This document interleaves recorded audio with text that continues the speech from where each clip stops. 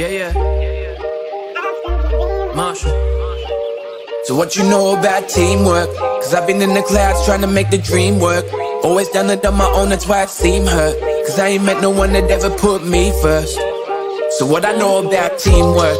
Cause I've only ever done it on my lonesome. I gotta deal through it out, yeah, I grown some.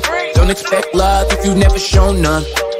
I spent last year in the haze, so many records got made. I kept that shit to myself, I only wanted my pay. I took some time for stage, got in the bed with the snakes. They wasn't doing their job, I let them slither away. I wanna build me a team, so I can get to my fans. I need someone on my side, that's gonna give me a chance. But shit just ain't what it seems, don't let them in on your plans. I hope they know what I mean, I hope that you understand. So never land, never pan out. Wings talk, think I better let them span out. Was too chill, think I better let the man out. Grew up with hand-me-downs, now I'm never taking handouts. Man, if you knew all the things I'm watching when I'm planned out. But I need help to do it, so can I get a fan count?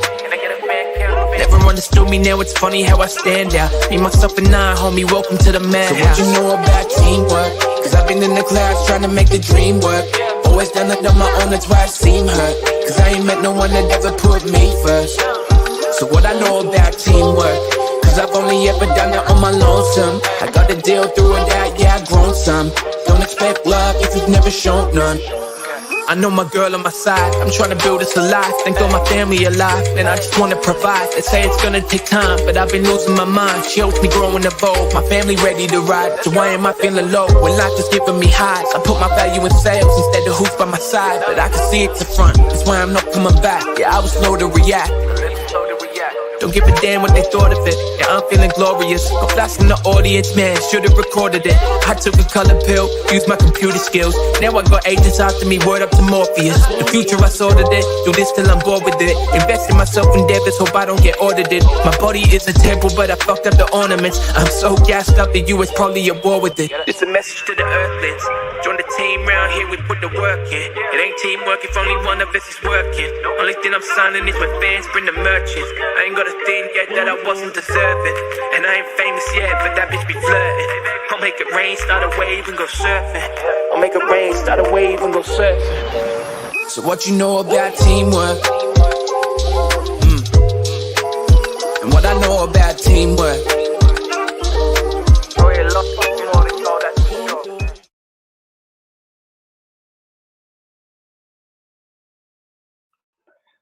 Good morning, good morning.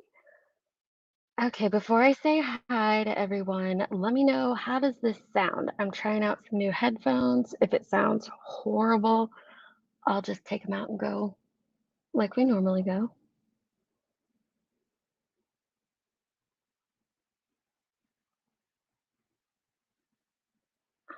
Okay, we have, good morning, the real Slim Skittles and True Texan. How are you, love? Hey, Sarah, me.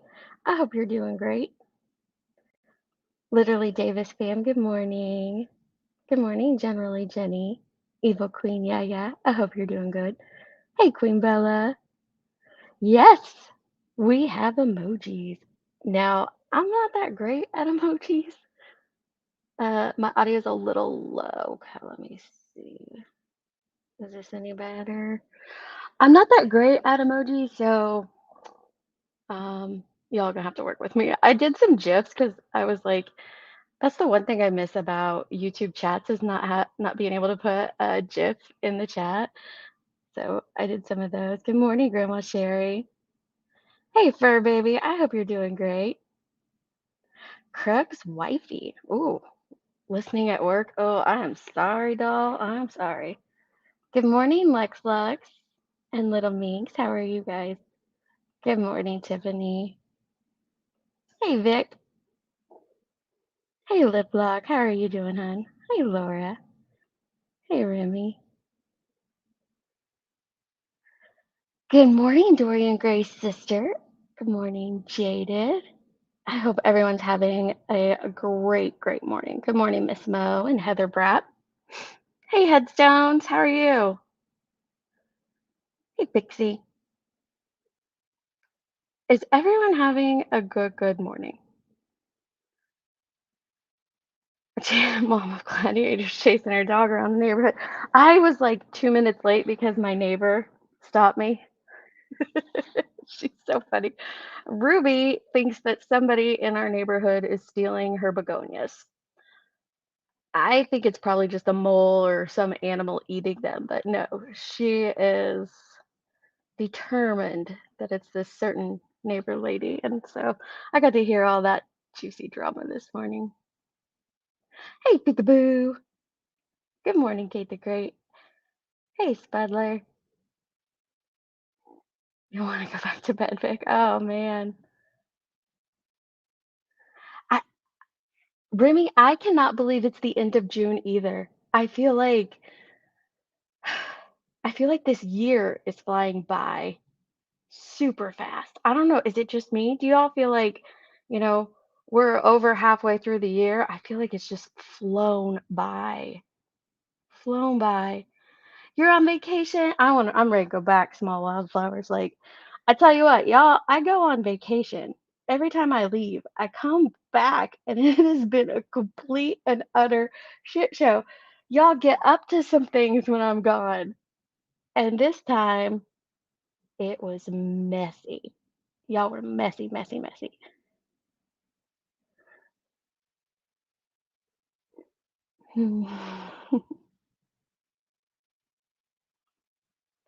Yeah, so funny. Yeah, she truly thinks that someone is stealing her begonias. Now she does have very pretty it's not a walk, it's like along the whole edge of her property that's near the road, so I don't know, about 100 feet, and she has it lined with tons and tons of begonias. And she does it every year. Well, she has someone come in and do it. And she thinks that because some of them are leaving, that it's someone stealing them. And mm, more likely that it's the wildlife.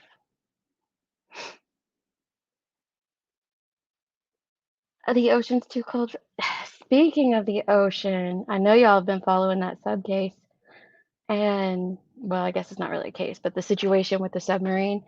And this morning is when their predicted oxygen ran out. So it's very, very sad. I haven't seen if there is a update on if there's going to be a press conference or anything like that. So if someone sees that, let me know. Let me know.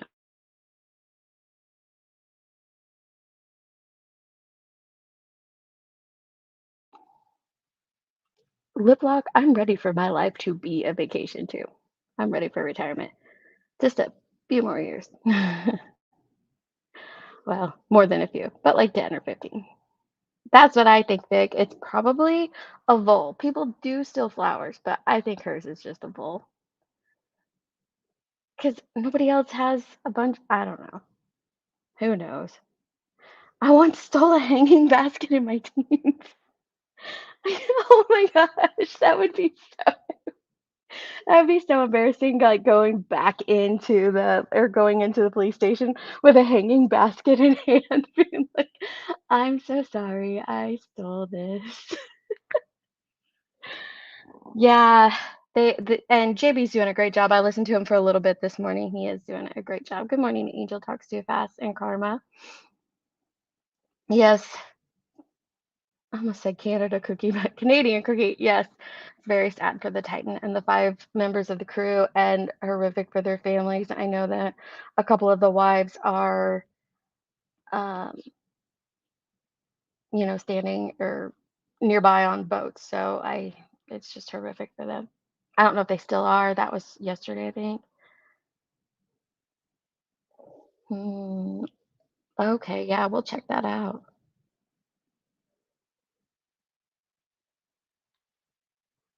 Good morning, Ladybug Legs. How are you doing, baby? You thought it was funny? I so I'll tell a funny story about my son and uh, his friends. Great kids. They hadn't done anything at all throughout high school to give me a headache at all. And in their senior year, um, they got into some things. And one year they went out country cruising and they stole a sign off of a porch, but they didn't tell me about it, which was weird because they typically did, tell me everything. But I was cruising Facebook and I saw a post from someone in the town where they stole this sign.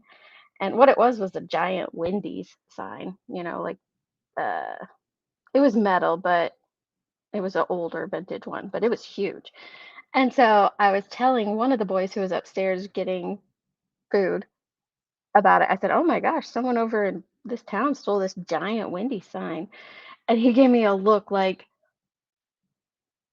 "Oh crap." And so a couple minutes later, all four boys come upstairs and they're like, we gotta tell you something. We took this sign over there and now we don't know what to do." It's like, you guys are gonna go over there and you're gonna tell them and you're gonna take the sign back, and I'm extremely disappointed in you. It was, but the guy was actually really cool with them. So it ended up being good, but I was like, guys, don't do that. Good morning, nonsense. Hey, Skilo. Good morning, Fizzle. Daddy's baby girl, he has been on it. Wow. You thought it was smart to pick the flowers. Jaded, I was wondering that too. And the fact that it's not regulated and it's like, where is, you would think there would have been, but I guess if their electronics went out and they lost all that, then that's probably why that's not picking up. Trying to make it another 10. Ugh.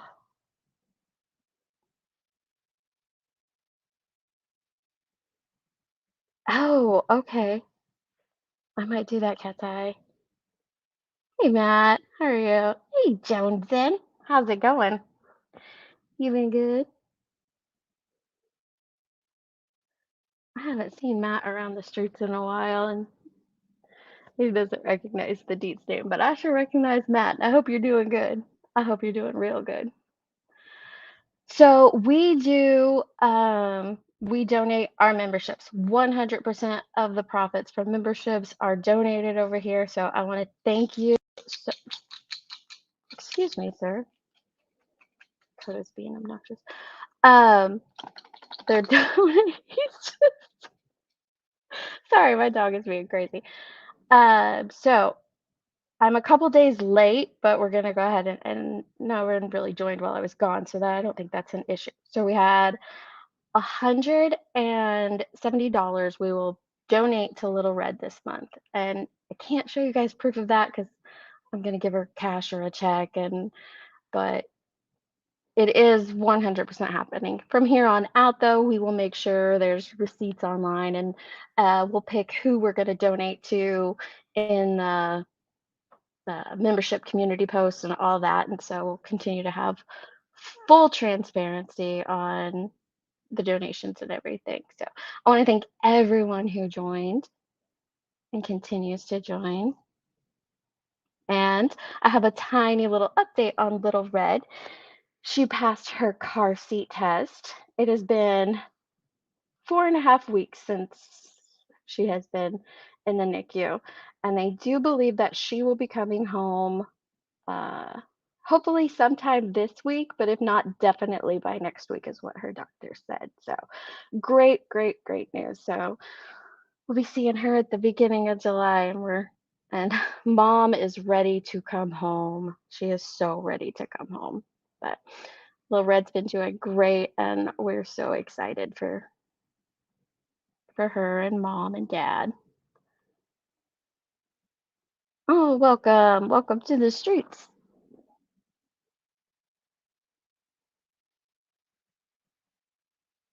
My oldest and his friends stole a traffic pylon.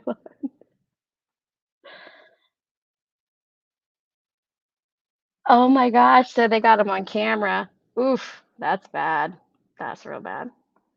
Thankfully, like in small towns, the guy that they took the sign from, he's like, yeah, I was a teenager once and probably would have done the same stupid crap and uh, things like that, or else it could have been bad.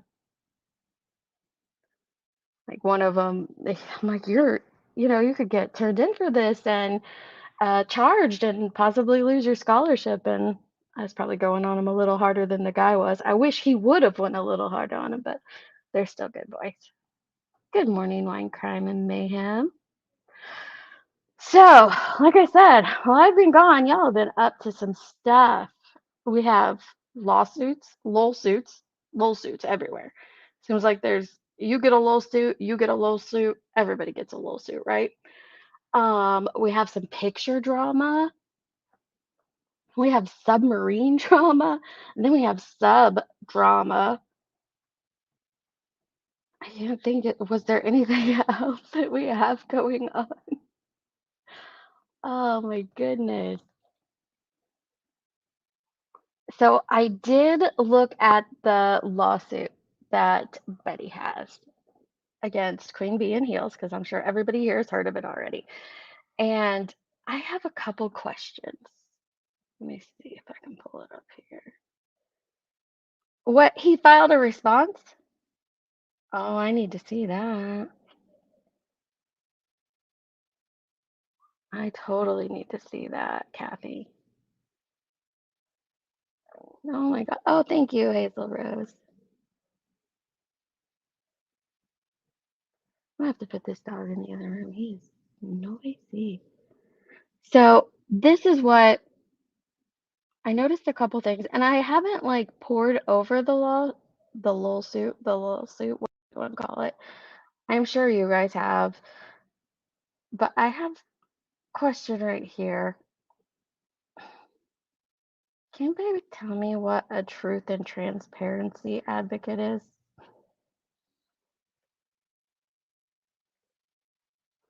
What is that? Plaintiff is an independent journalist. Okay, sure. And a truth and transparency advocate. What's that to you? What is that to you guys? What is a truth and transparency advocate? When you see that, what do you think of? I'm just curious. Morning, Tracy. Can I if I put them up like the ones that you did, I don't know if you guys see them. Like I just see the code. Let me see here. See like here?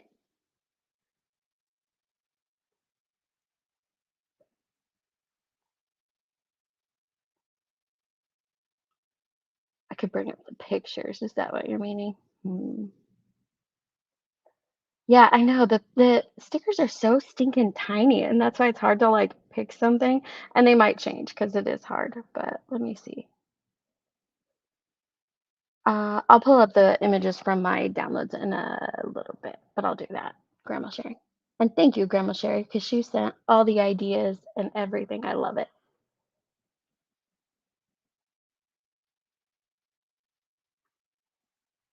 I behaved the whole time I was on vacation. I highly doubt that, Liplog. Something tells me you're lying.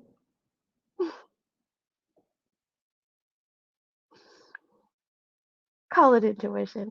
And advocate for Lana.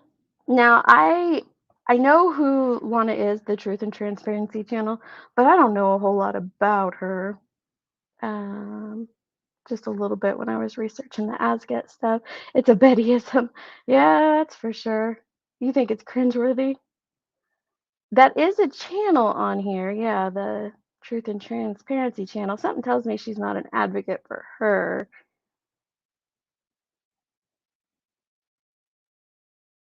Why have you been getting silenced?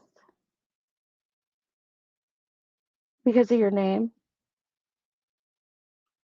I'm honest.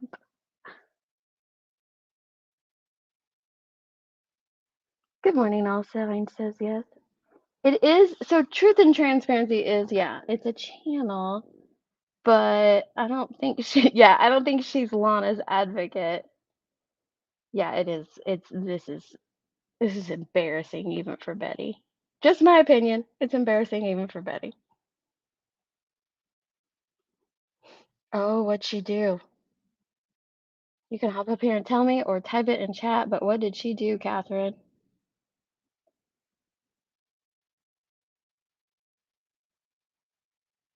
Truth and transparency equals lying. Could be. Lying about facts, whatever it's made up. Okay, so a lot of people think it's complete BS. BS. I don't know why I said BS.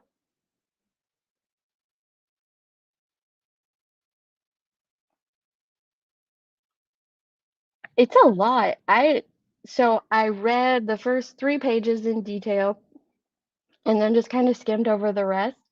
And yeah, it's a lot. She put a lot of things in there.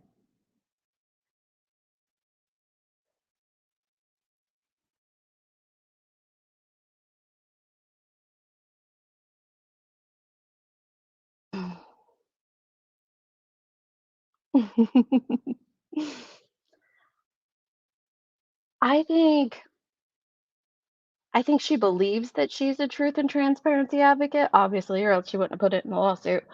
But I think in her mind that she envisions that being, what she does when she goes out and stands in front of these homes and screams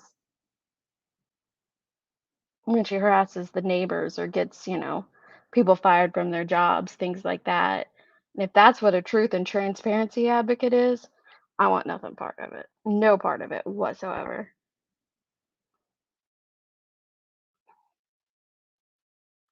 You think so? See, now headstones, you follow her way more in depth than I ever could. You are literally covering, play by play of her. So, uh, if you all guys aren't subbed up to her, let me grab her link real quick. You need to sub up to True or to Headstones and Headlines because she is going over it all, and she does a great job too. And it clips through your thing instead of watching a long live. Headstones does those too. She's kind of like a one-stop Betty shop. You better watch out. You'll be in the next lawsuit. There is Headstones and Headlines. Yeah, Evil Queen. I think it's more like that, misinformation and speculation, because that's what most of what that advocacy is, right?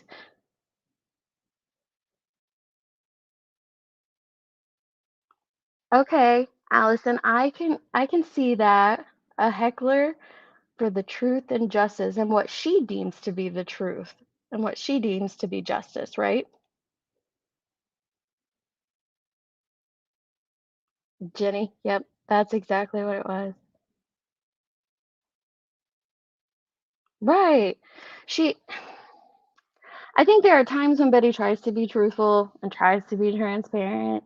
It doesn't come off as genuine, and a lot of the times she spreads a lot of misinformation. That's all I'm gonna say. You might wanna. Maybe you should stir that up. Stir that up on the streets there, Jones, and we'll see what happens from that.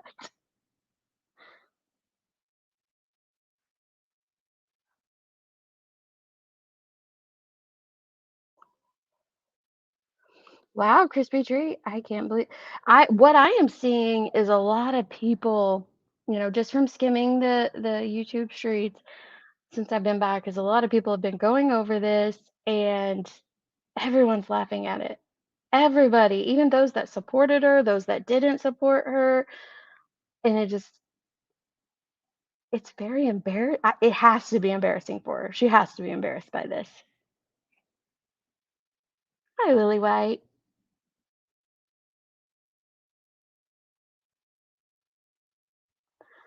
She did a whole spewing how JLR is a wonderful human.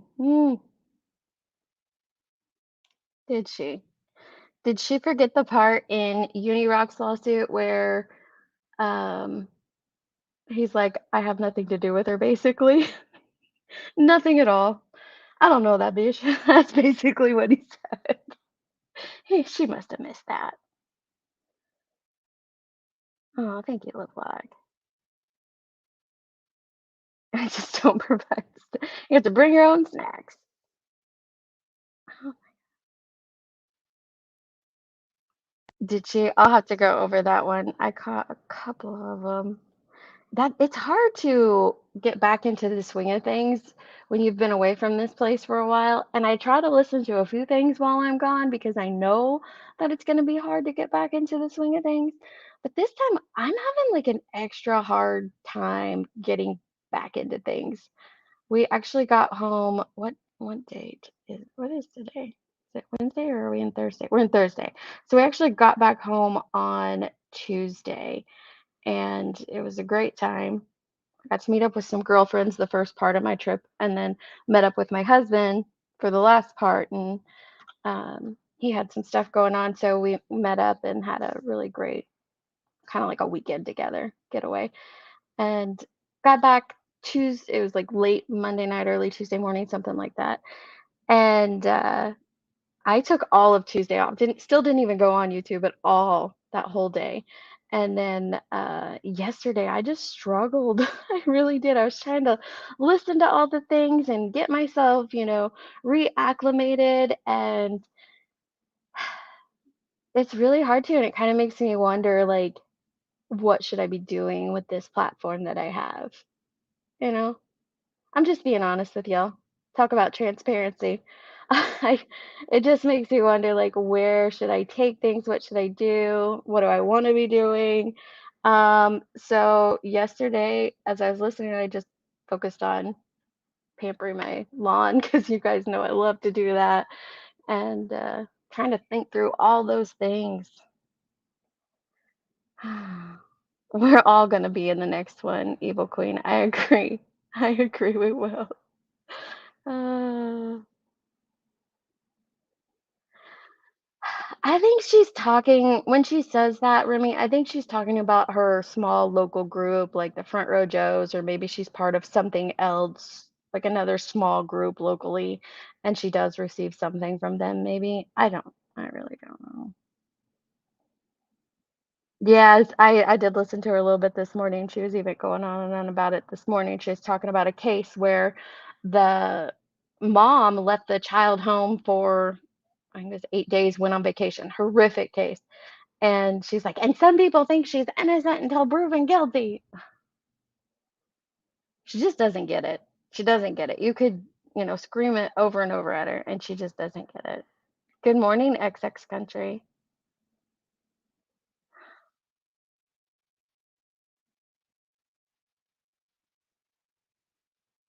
You don't think she's embarrassed? She should be. Maybe not.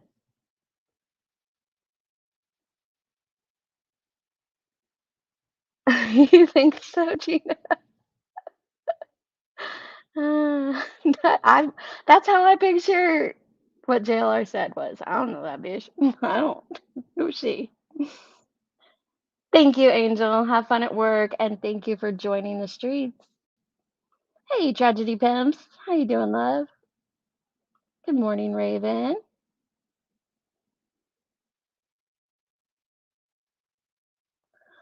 Burnt Toast has a lot of history. The Avatar is a little piece of toast. Oh, yeah.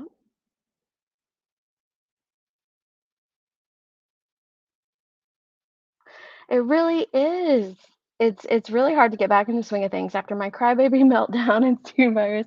I didn't know where to start. Right. Like do I do lives? Do I do clips? What do I do? Do I want to stick with just true crime? Do I want to throw myself back into the trauma arena? What do I want to do? It's uh conflicting. Very conflicted.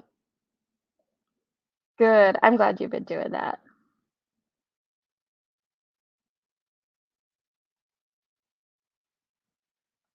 Grandma hugs are the best. Number one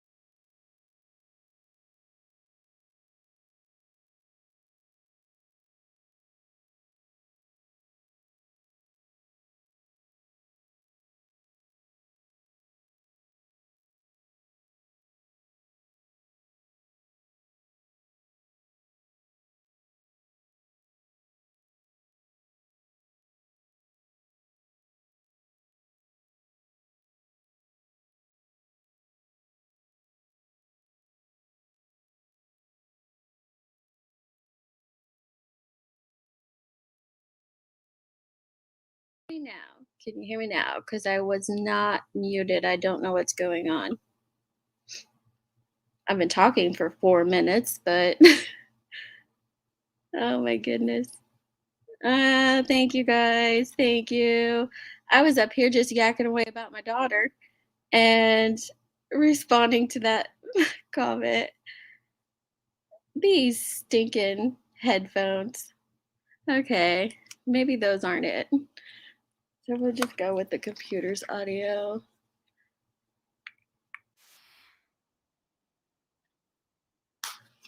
Well, I told a really funny story about my kid, but we'll just ignore it because it was like 4 minutes ago. I was answering, someone was asking about my kid. Did you hear? What was the last thing you guys heard? How about that? Yeah, a little bit. Thank you, True Texan. I totally was, Menace. I really, really was. Hey, Crispy Treat. Hey, girl, I was just gonna say you don't have any sound going on right now. I think I do now. Do you? Okay, I just wanted to. Yeah, it took me about 3 or 4 minutes to hear you all, but I was like, oh no, that I'm like, happens to "Wait a everybody, second." but it does. It happens. That's what I get for always being so far behind in the chat, and that's why I need to stay on top of it more. Oh no, that happens to everybody. But I always feel bad, like if I'm trying to alert somebody and they're not Yeah. really and then sometimes they're just, it's no big deal or whatever. Or the worst is when you alert somebody, but the sound has come on, and then you're like, oh wait, I'm not doing it right, or something. Yeah. You're like, oh no. But that's sweet though. You read every single comment. I try to, but I know That's it puts me so far behind, so I need to get better at that. no, people appreciate that. Girl, I was here when you went on your first live. You're really comfortable now, and Thank you do you. really well. I'm trying to. I do like it. It's a lot easier to do a live than it is, videos and stuff. And It is. I love interacting with you guys on this level as opposed to just in the comments, because I would always try to read all the comments and comment back and forth with you all. But this is just so much more personal, and I do enjoy that. I know, and you begin to bond with people so easily, and I think that you're probably in the same uh season of life that I'm in just by listening to you. Your kids Yeah. are older, and it's just hard. Now, I had a channel for a long time. Like, I've been around since like caveman days. I mean, forever. But my partner, like, I had a partner, and you started with one too. Yes, I Didn't you? did. I Yeah. did. It's just me now, but yes, I did start with a partner. And I had one too, and she had a baby late in life. Like, I couldn't believe it. I'm like, girl, like, we just got ours raised, and you had another one. But anyway, she had a Yeah, and my baby. partner, she had young kiddos, and that's why she decided to, I think personally to stop doing this is because, there is a day, as we got bigger and bigger as a channel, there was going to be a day where, who we are is going to be outed. And I think, just being the clip channel covering the drama, she's like, I don't want to be, Oh. she had little kids, little. And Yeah, that's so it how, was, yeah, you can't do it when you've got a little mm-mm. kid with you. And No, so it's, my girl tried or whatever. My channel was partner in crimes. And so, like, I couldn't really go on with me not having a partner. So I needed you a had to change partner. it up a little and get a new name then, huh? Yeah. So I don't know. I took a little break and then came back, and I kind of liked being a sub for a while. Just I had yeah, that was fun too because I hadn't done that. I came on just like I started like a channel like I didn't even do chats very much before I started, which is unusual to do it that way. But she had been around for a while, Yeah, so but oh man. that's good that, So, you were you're able to. doing great though. You were Thank so you. nervous that first time around, I and was. I was so nervous. I was clicking a pen the whole stinking time, and I was, like, just kinda stuttering and stammering, and so, yeah, it was pretty rough. Like, I went back and listened to that a little while ago because oh, someone said that, we accused him of doxing, and I'm like, "Well, let me go listen to the live because I don't think we did," and I went back and listened to the whole thing, and I was like, "Oh my gosh, I sound like a very." no, I thought you did great that first night. You were more worried about it than anybody else. I thought you did great, but it is Thank nerve you. wracking. It is. And It is. especially when there's a whole bunch of people listening, and I never could like look at the number because that would just make me.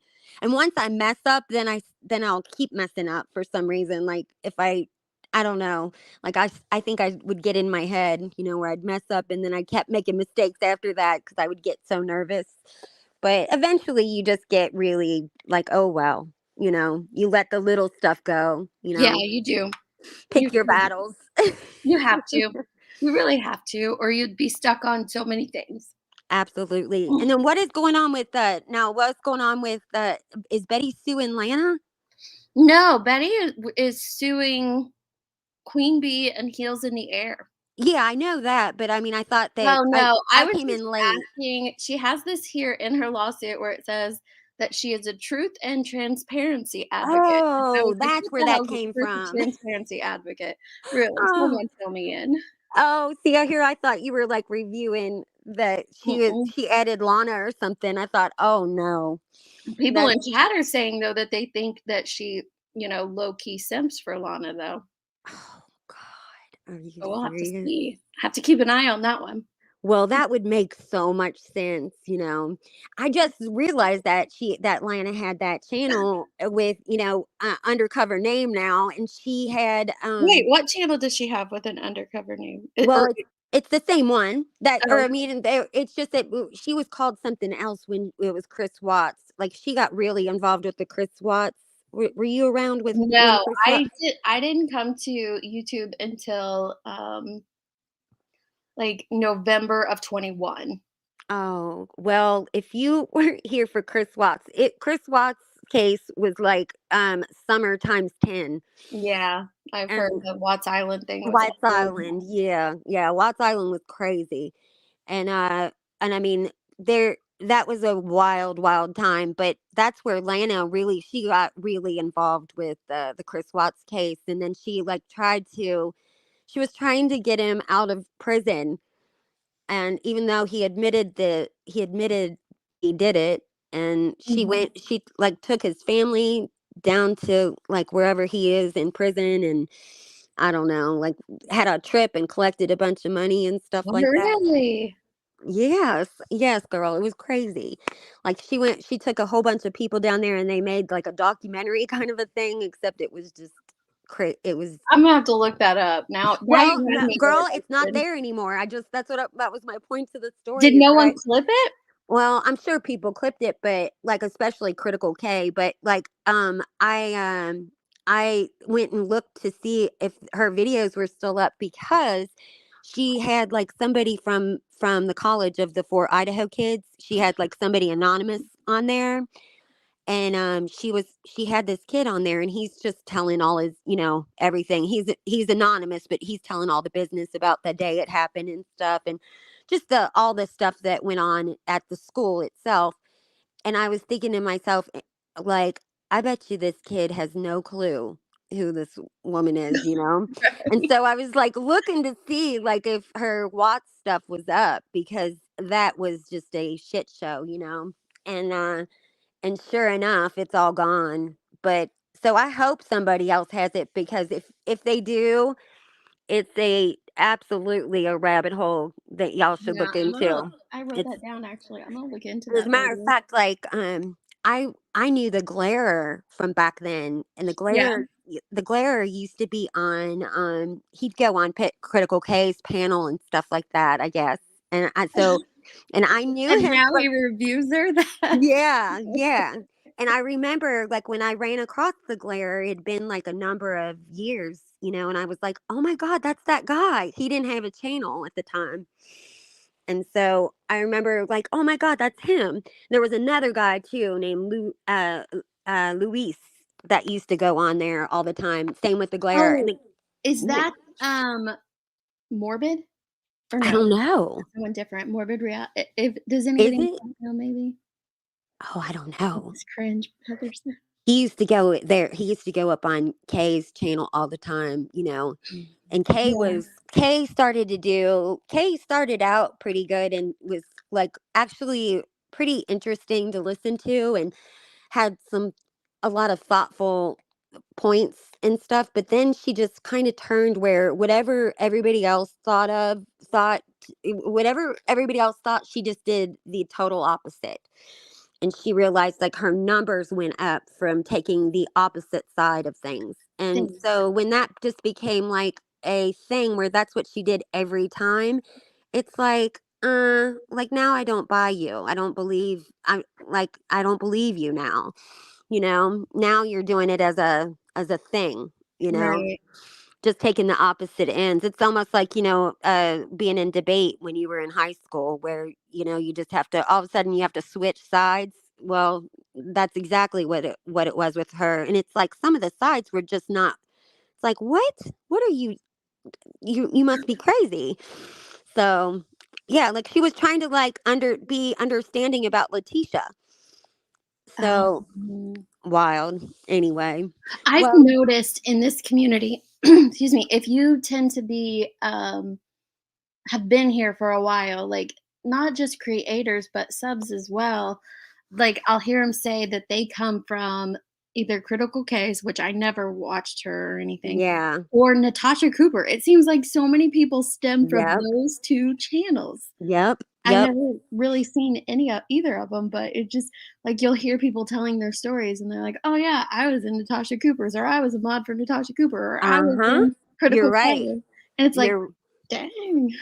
you're so right about that. I remember I like was just, going through my stuff and I saw the glare and I heard his voice, and as soon as I heard his voice, I knew who it was. And I was like, "Oh my gosh." Like I was so excited to see him cuz after a while if you were in that Right. community and then all of a sudden the channel goes down, and her channel went down and she came back up like two or three more times, and then she kept going back down immediately after. And now she's been back up for a while now, but if you notice, like she doesn't let you have any comments. Yeah. She shuts her comments off. And I guess she's probably not monetized, but she was being sued for $10 million. Now who was suing her? It I know was this, but I've the forgotten. case where the kid, Kendall Ray did Yes. a, Yes, now I know. It was down in was it like Alabama? I don't know. It's a southern state, but it's a yes, now southern I remember state, it and it's and yeah, his name was Chris. I can't. Somebody in the chat will know, now. but it was this. It was the boy that he had. They said that he killed himself, but then there was never, the police did not believe so, and so the mother of this boy was she was a healthcare provider, a psychiatrist, or something with mental health. And Kay accused her of a lot of stuff, and this woman was known in the town for fighting. She's taken everybody to court, everybody that disagrees with her with the ruling of her son's case. um Yeah. she just, and I understand it. I mean, I can understand where she's coming from, but they have, where the police didn't do the best job at documenting things, I suppose, but they have now done so much, to prove to her, and she just does not believe it. But if anybody wants to look at that case, Kendall Ray did a beautiful like documentary on Yeah, it, and it Tracy was, said it's, Christian Androcchio. that's it, Androcchio, that's And I right. remember hearing that. I mean, just from people talking around in the communities about it now, I remember hearing that, but I didn't Yeah. know about the whole thing, but And Kendall did, I guess, like she went down there and stayed and really got to know the mother and stuff. And so she really did a lot of the inside of what was going on in that case, because the case Mhm. is fairly old. And Kay actually, she took the side of these kids, because this woman was going against the girlfriend of her son and his friend. Yeah. And they were just kids, and man, she's just made their lives a living hell.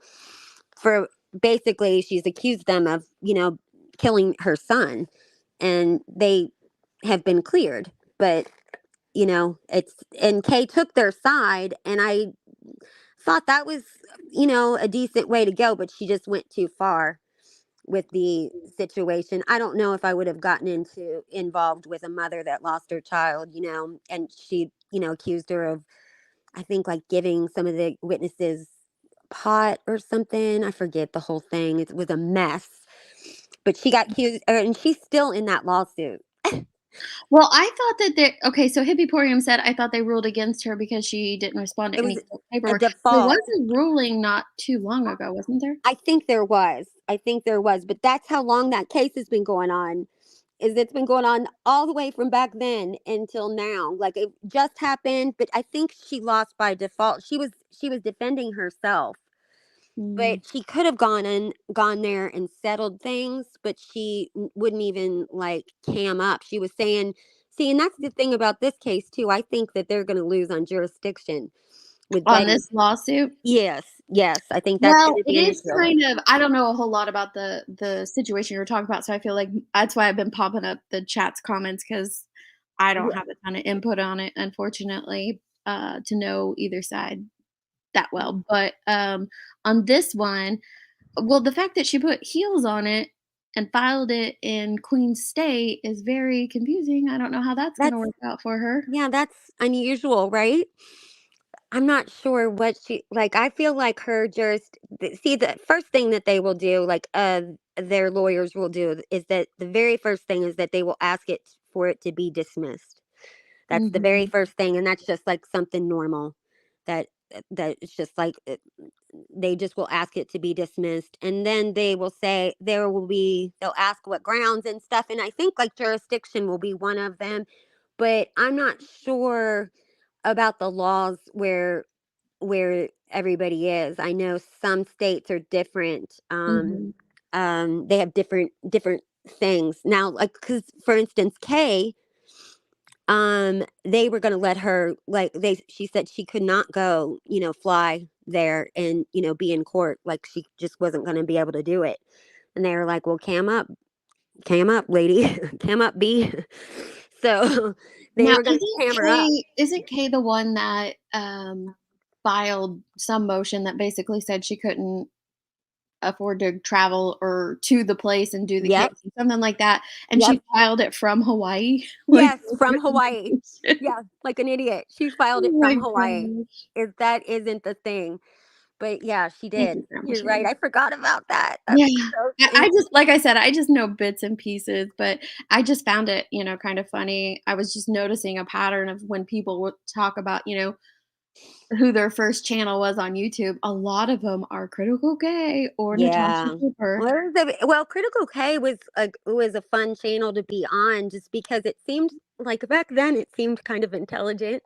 It seemed like we were just kind of getting away from all the the messiness of everything else, because Watts Island was nuts, just nuts. Watts Mhm. Island was Chasing involved in Watts Island, I wonder. I don't know. She might. I mean, I'm sure she was seeing it because I know she was on YouTube at that time, but I don't know if she ever got. I mean, because that one is so bizarre to me that it even became a thing on social media, or especially on YouTube. And I know there are channels who still discuss it to this day because it was It, pretty, cut and dry. I could understand, hey, Salty C, I could understand going over the updates, but to create a whole community on it. well, it's because they didn't have a trial. There was no messy trial, but I'll tell you Mhm. what the reason was for that. Why people got locked in on that is because they saw that case happen from the minute she was reported missing. They had body cam footage from the second the husband walked in the door and was looking for his wife, and he Mhm. literally didn't even have time to, bury the body. Her friend called Yeah. her in missing before this guy was even done doing the deed, you know.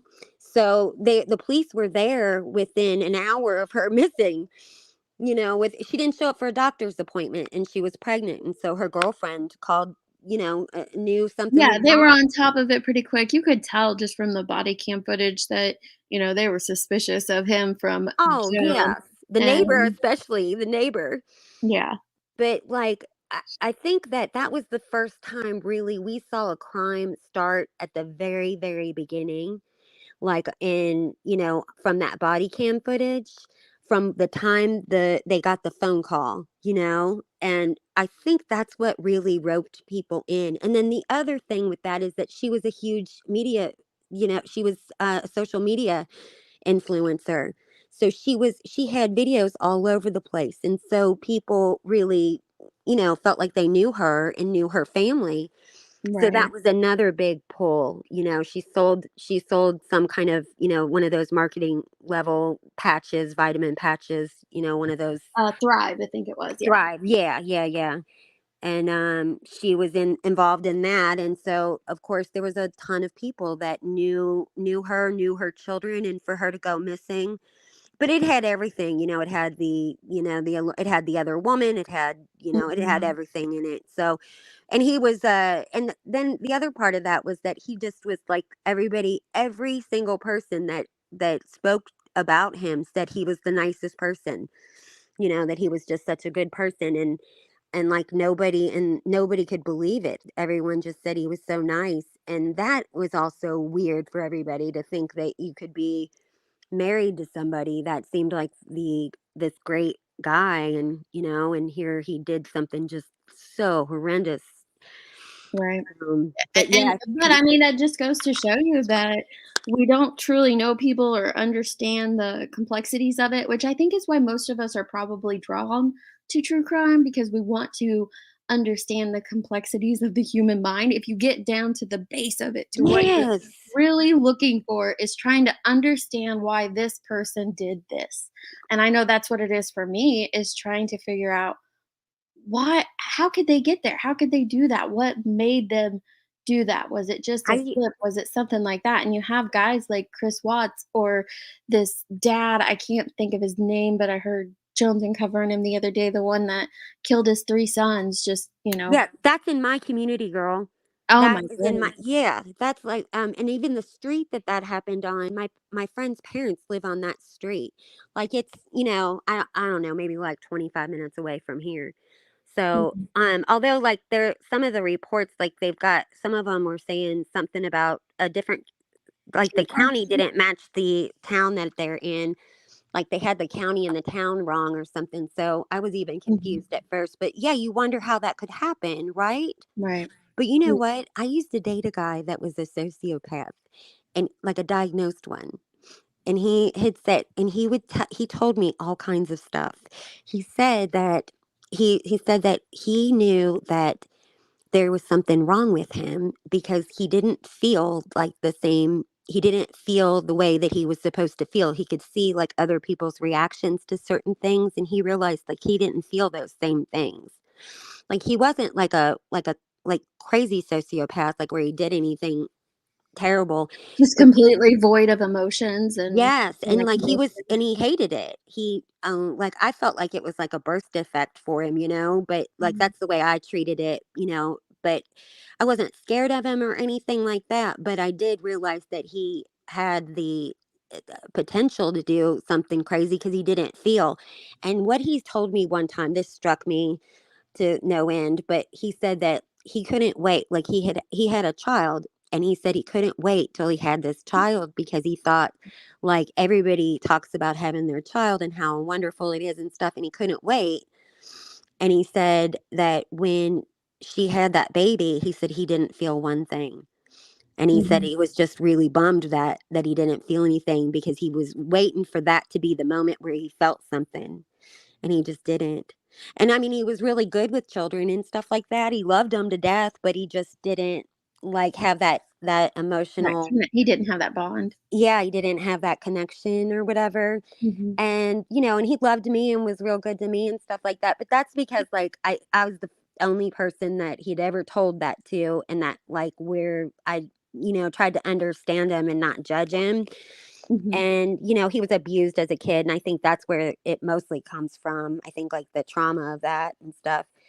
Yeah, But I think a lot of true crime can stem from not even just trauma that we have in our childhood, but just situations somehow seem to leave this, imprint in your Yeah. biology, so to speak, and that Mhm. causes some of these guys to do what they do.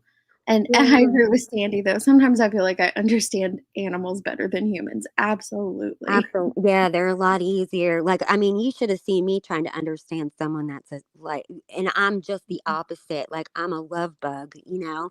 Mhm. So it's just like, oh, I couldn't understand it, but I wanted to so badly. So I would ask a million questions and stuff. I wanted to understand. But and he said that he would watch how other people reacted, and then Yeah. he would do how they acted. He would just copy what they did because he didn't have any of those emotions at all. So he just would fake it. And so he said he would just watch other people and how they did things. Isn't Yeah. that nuts? Well, it is, but I mean, you hear that often. Mhm. People, mimicking others' behaviors to pass things off and get by. Uh, you've You heard know, that a lot of like serial killers conversations yeah. and stuff like Yeah, that. I have. I've never met anybody in person, you know. Mhm. And then, you know what other thing that I'm going to ask you about, which is crazy? Yeah. Have you ever heard of like after somebody murders somebody, when they speak about it, that their eyes turn black? Have you ever heard about that? Like their eyes will turn black. Chris Watts was one of those people. Like you can actually see it happening on the porch when he's like on the porch giving talking to the news, and you can see his eyes are coal black. And that's what his girlfriend said when she was looking at photos. She said, "Oh my God, his eyes are so dark. His eyes used to be so light and pretty." Do they turn dark, or is it that they're so They dilated all you see they is turn the dark when they speak about the crime Hmm. or something. I I don't know. haven't heard of that, but I'll have to look into it. Yeah, I I just mean, wondered if think anybody about else it, heard yeah, about that. it could be a thing. There used It to could be be a thing. there was a woman that wrote a book on that case. Like she went to the jail and stuff. And she would talk about how Chris, like when he would speak about the killings, his eyes would turn completely black. And I just wondered, like, I know I'm not crazy. I know I've heard that from other people, but no one seems to know what I'm talking about when I say that. So look that Yeah. up for me. Yeah, I will look it up. It's probably a thing. I mean, I it makes Yeah. sense. They've just I done this horrific thing. I'm sure they're going to have, biological responses and things. I just hadn't heard that, but it absolutely could be true. People are and saying what that, you yeah, they know exactly what you're talking about. Oh, do they? Okay, Mhm. good. So you just think it's like their pupil or something? And that's kinda like what Sticky said. It's not that their eyes are black, it's the extreme dilation of the pupils. That's kinda what I was thinking it would be, is that their, pupils just get so dilated, maybe from the adrenaline rush or from whatever it was that caused them to do that situation, but And so when I they guess relive it, like, by yeah. speaking about it, they just get, like, Mhm. their body just does An that? actual response, Oh, wow. mm, I've wondered about that so many times, like, because that just to me, that just seems so bizarre that your it eyes would does. turn dark, and you can see it in Chris Watts when he's giving his Sermon on the Mount, like, on the porch, you can see his eyes turn dark, and they are coal black. Yeah. Yeah. Coal black, so Thank well, you, Beach Runner, for I being didn't on. wanna keep you. That's okay. Well, thank you for hopping up, Crispy Tree. I really appreciate it, and thank you for letting me know I was everybody who let me know I was muted. I wasn't even Aw. muted though.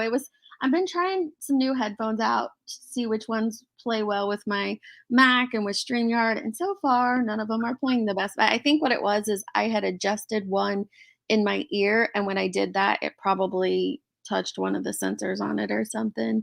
But I didn't realize for a while. But Well, thank you you for know hopping what? up and letting me know. When I'm up here, every time I try and like look at the chat, I will disconnect myself.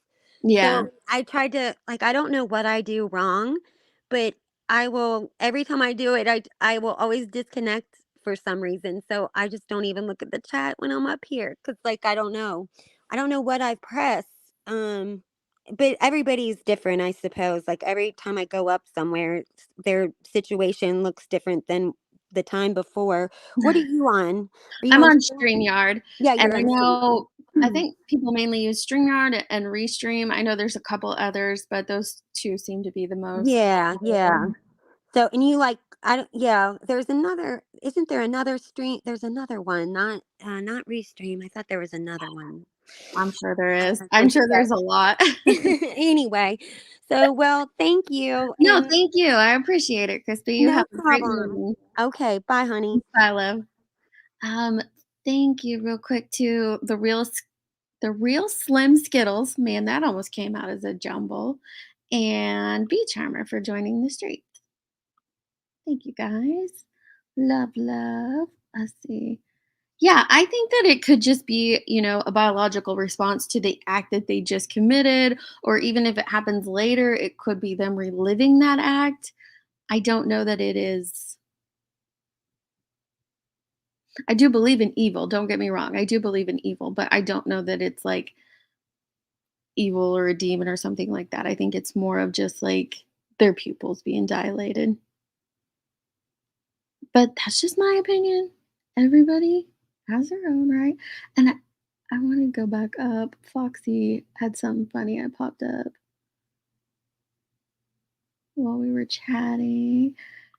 A TikTok vid of a person saying, I need to spend more time with animals and pets and less time with idiots. That is so true, Foxy. That is so true. And I'm gonna add in there animals, pets, and babies because, like, I'm really looking forward to that. That's what I was talking about when, and I can't remember who initially asked me about it, but my daughter, she's doing great. She's halfway through her pregnancy, and she's in that like emotional state, but it's great and it's wonderful, and we're so excited to meet little man. But I went deep into it, but that was a 3-minute dialogue of me being muted. Just talking about it. Streamlabs, that's what it is. Thank you, Grandma Sherry. Yeah. You think it's the evil? You think it's actually evil? Hmm. It might be. It might be. I think it's more of pupils being dilated, but it would come across as evil, that's for sure. Good morning, Birdie. Yeah. No, I agree, Liplock. Good morning, Blank Slate. So another part of this lol suit that, like I said, I just kind of skimmed through this. But let me know what you all think, because to me, it sounds like Bullhorn Betty is doing all of this mainly because her numbers are down. That's what it sounds like to me. Like she feels like Queen like stole her numbers. There has some direct correlation to her, subs being down and the views being like all everything being down. All that is because of Queen covering her. And I feel like maybe people just realized you're not too good at it. Like, you spread a lot of misinformation and things like that. And so they don't want to watch. But instead of coming to that realization and having a changed behavior, she'd rather just file a lawsuit. What?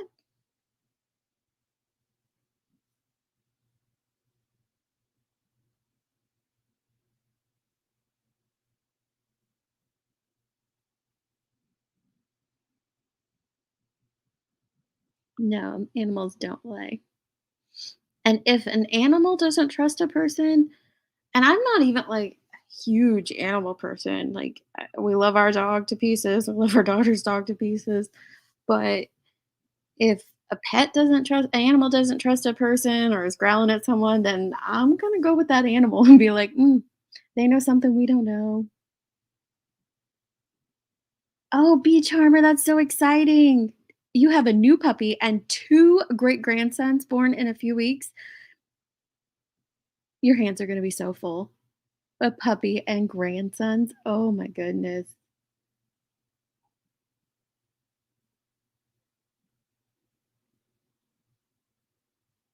Right? And they just, people are just leaving because they're coming to the realization that she's spreading misinformation. All she does is yell at people, things like that, and they just don't want to be there. They just want to leave. She always pulls BS like this when her numbers are down and her pay piggies aren't paying her like they were. The support of some of the behavior is so interesting to me. I don't know about you all, but I find that so bizarre sometimes. True Texan said the numbers being down is due to those 4 or 5 creators all split up and went their own. Right. So Heels in the Ground. So she's part of Heels in the Ground, and when people are covering Heels in the Ground, even a clip, and Molly has talked about this before, and she seemed to be the only one out of that whole group that got it down, right? That if people are talking about you, it's going to benefit you, whether it's good, bad, or ugly. She came to that realization. And I know there were a couple of clip channels that she struck, but for the most part, I don't think she did. She was like, yeah, well, at least they're putting my name out there more and more. I mean, got clips of her saying this in a gross way, but she still says it. Betty could never come to that realization. And she wants to fight it all. Just fight it all. But they were when it was the Heels on the Ground, and there was Olivia and Molly and Betty, Jonathan, see, even Dolly a little bit, people covered them, then they're gonna go watch their original videos, and so Betty's gonna get more views that way, and she had a big influx right after Gabby Petito's case when she came to YouTube because people wanted to see what it was all about. And then I'm sure her Quentin Simon numbers, because of what she did down there, they were through the roof. And now she just wants to blame it in a lawsuit on someone else for it's not even exposing what she's done, but just showing others what she's done. Hey, Denise.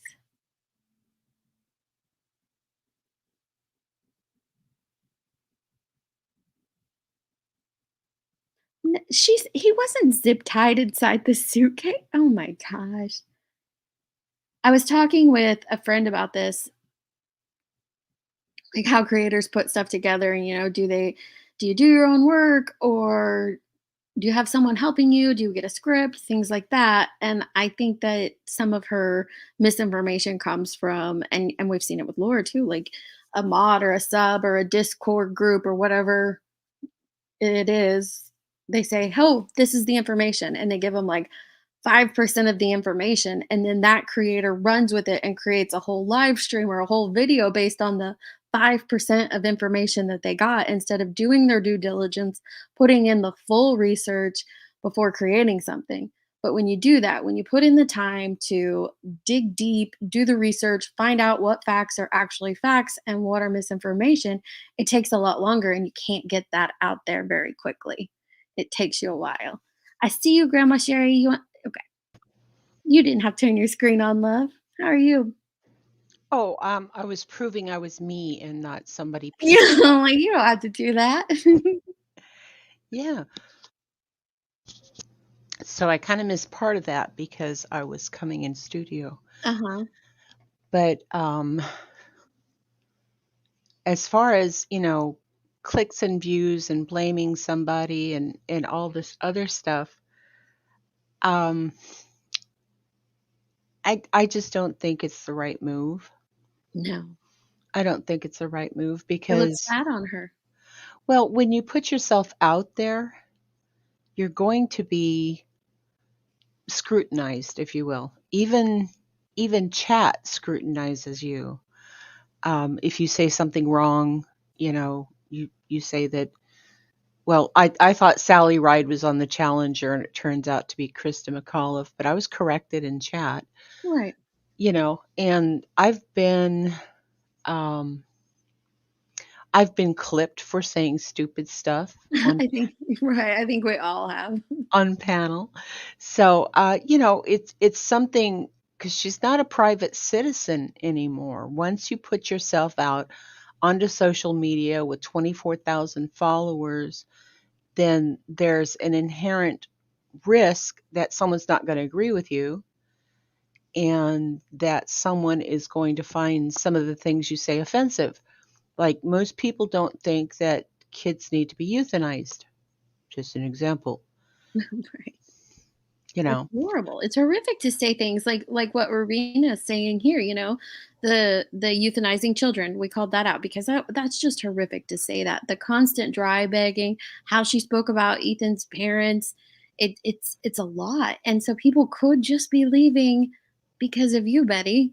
it might not be because people are showing your stuff. It could just be they don't like what you have to say about these things. Well, and I think a lot of that is perspective too, because when you follow a creator and like people that are new to YouTube, Mhm. supporters and subscribers, they find the person that maybe their friend recommended or YouTube recommended in their algorithm, and they go and follow that person, and that's all they hear. So they're like, Right. yeah, right, we need to do this. And the majority of us think that, we need to have changes in CPS, that we need to have law enforcement that seems like they really care and are invested in it. Like I'm thinking of the Oklahoma Six. I'm not calling him seven because that guy is evil. But Yeah. in Henrietta, and the way law enforcement just failed there.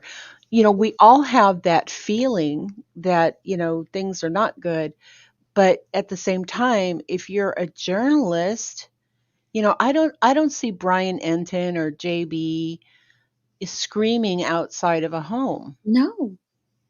you know, or threatening to burn down their council person's house. And those are the things that I really wish that she was more open to constructive criticism. That those things are not right. Right, Getting because we have heard her own like people that I haven't heard in what they call roach channels or those things, but like her own subs call in trying to ask her questions and she will yell at them. And I'm like, you're gonna keep losing people like that. And she has. She has. yeah, yeah, and I can understand having an opinion or having a motivation and sticking to your convictions. Hmm.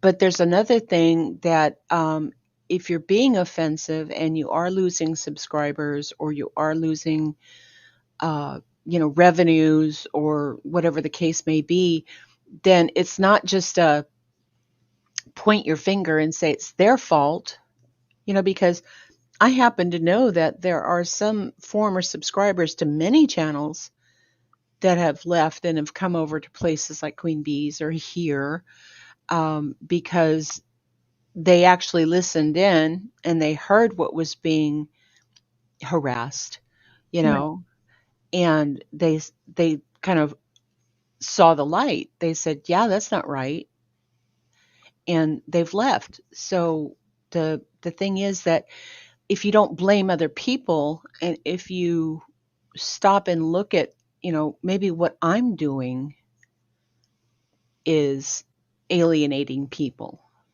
you know? Some self-reflection. I think that's been going around on the street this past week from what I hear. I don't think it was self-reflection wasn't the word she was using. It wasn't Betty, it was Laura, but I can't remember. Yeah. Self-awareness. I can't remember what word she was using, Yeah, but it but was Betty self-awareness. truly Mhm. self-awareness, but yeah, Yeah. Betty truly needs to have a little bit of self-reflection and Zen, she has calmed down, um, a lot compared to where she was just last year, but it's still quite a bit. Well, that happens as you get older, hon. Get I'm older just and wiser. I'm just saying you just don't have the energy anymore. Papa Jones says he's Daddy Roach. If you're a roach, Whoop, then we're whoop. gonna call you Papa Roach because that just sounds Papa Roach. Papa was a rolling a roach. lot of people struggle with that, Sandy. Questioned or constructive criticism or any of those things, and not just on YouTube, but in life. A lot of people struggle with that, and you're not doing yourself any justice if you're not open to a conversation, a back and forth, a criticism, because you're not going to grow as a person. It's just not gonna. Yeah. And you know, giving the impression that you are better than say like a professional journalist or a professional lawyer, that kind of thing. For people that know absolutely bupkis, that sounds good because you deliver it with conviction, and I think about that German leader guy. I don't know if we can say his name, but during World War II. Yeah, you can say Hitler. Oh, okay. Yeah, I don't care what you guys say in here. It doesn't matter. Most of the streams end up turning yellow just because of the content we cover, and so I don't get too worried about the words. But yeah, yeah. But anyway, you know, you the idea is that you focus on a problem. Germany at the time was impoverished, their economy was messed up and their unemployment and all that kind of stuff. So you focus on a problem and you say, we need to fix this. And then it kind of veers off into the weirdness. The way to fix this is to get rid of these people. And so it's kind of like that, and I use this a lot, but the frog in the boiling water pot. yes, you yeah, know that when you're just an echo chamber, when you're not critically thinking about what's being said, then you fall for it. You just, hey, we're sheep. I don't want to say sheeple because that has a negative connotation to it, but the thing is, if we don't stop and dissect exactly where this is going and what's being said, then we are just blindly following someone. Look at all the religious cults. yeah. And we won't realize that the pot's boiling, and before you're way deep into it. And I get what you're saying. I've seen. We covered it. Oh my gosh, I think it was the day that van life popped up on our channel. I don't know. It might have been that day or the day after, but these subs were leaving another channel and thinking of starting their own movement. As far as I can tell, that hasn't really panned out. But I get what they were saying. When you are in the midst of a channel and you're supporting all the things, doing all the things, following blindly, it does become cult like, because it's hard to leave that because of the friendships and the connections that you have made. Exactly. I mod for 251 channels now. Oh my gosh, Grandma Sherry, you mod I'm for way too many people, but that's because you're the best. Oh, you're You're one sweet. of the best. Yeah, so I see a lot of chats, and oftentimes when the panel or the creator is talking about something, people in the chat are just having fun with each other. Yeah, They're it's their own little sub community. It is. And that's the whole thing, that, because people are over there and they like the other chatters, that's part of their community. They know each other, who had surgery and who's having puppies and, all of that stuff, and they don't want to leave that. They don't want to be shunned by those people, because then their BHB is butthurt Betty. Isn't that funny? That's funny. But the thing is that, creators in themselves as individuals, I think need to cultivate truth tellers. It used to be that kings and queens would have the one person that just seemed contrary to them, that they promised that they would never execute them because they told them the truth, what they were thinking. And I think creators need to do that.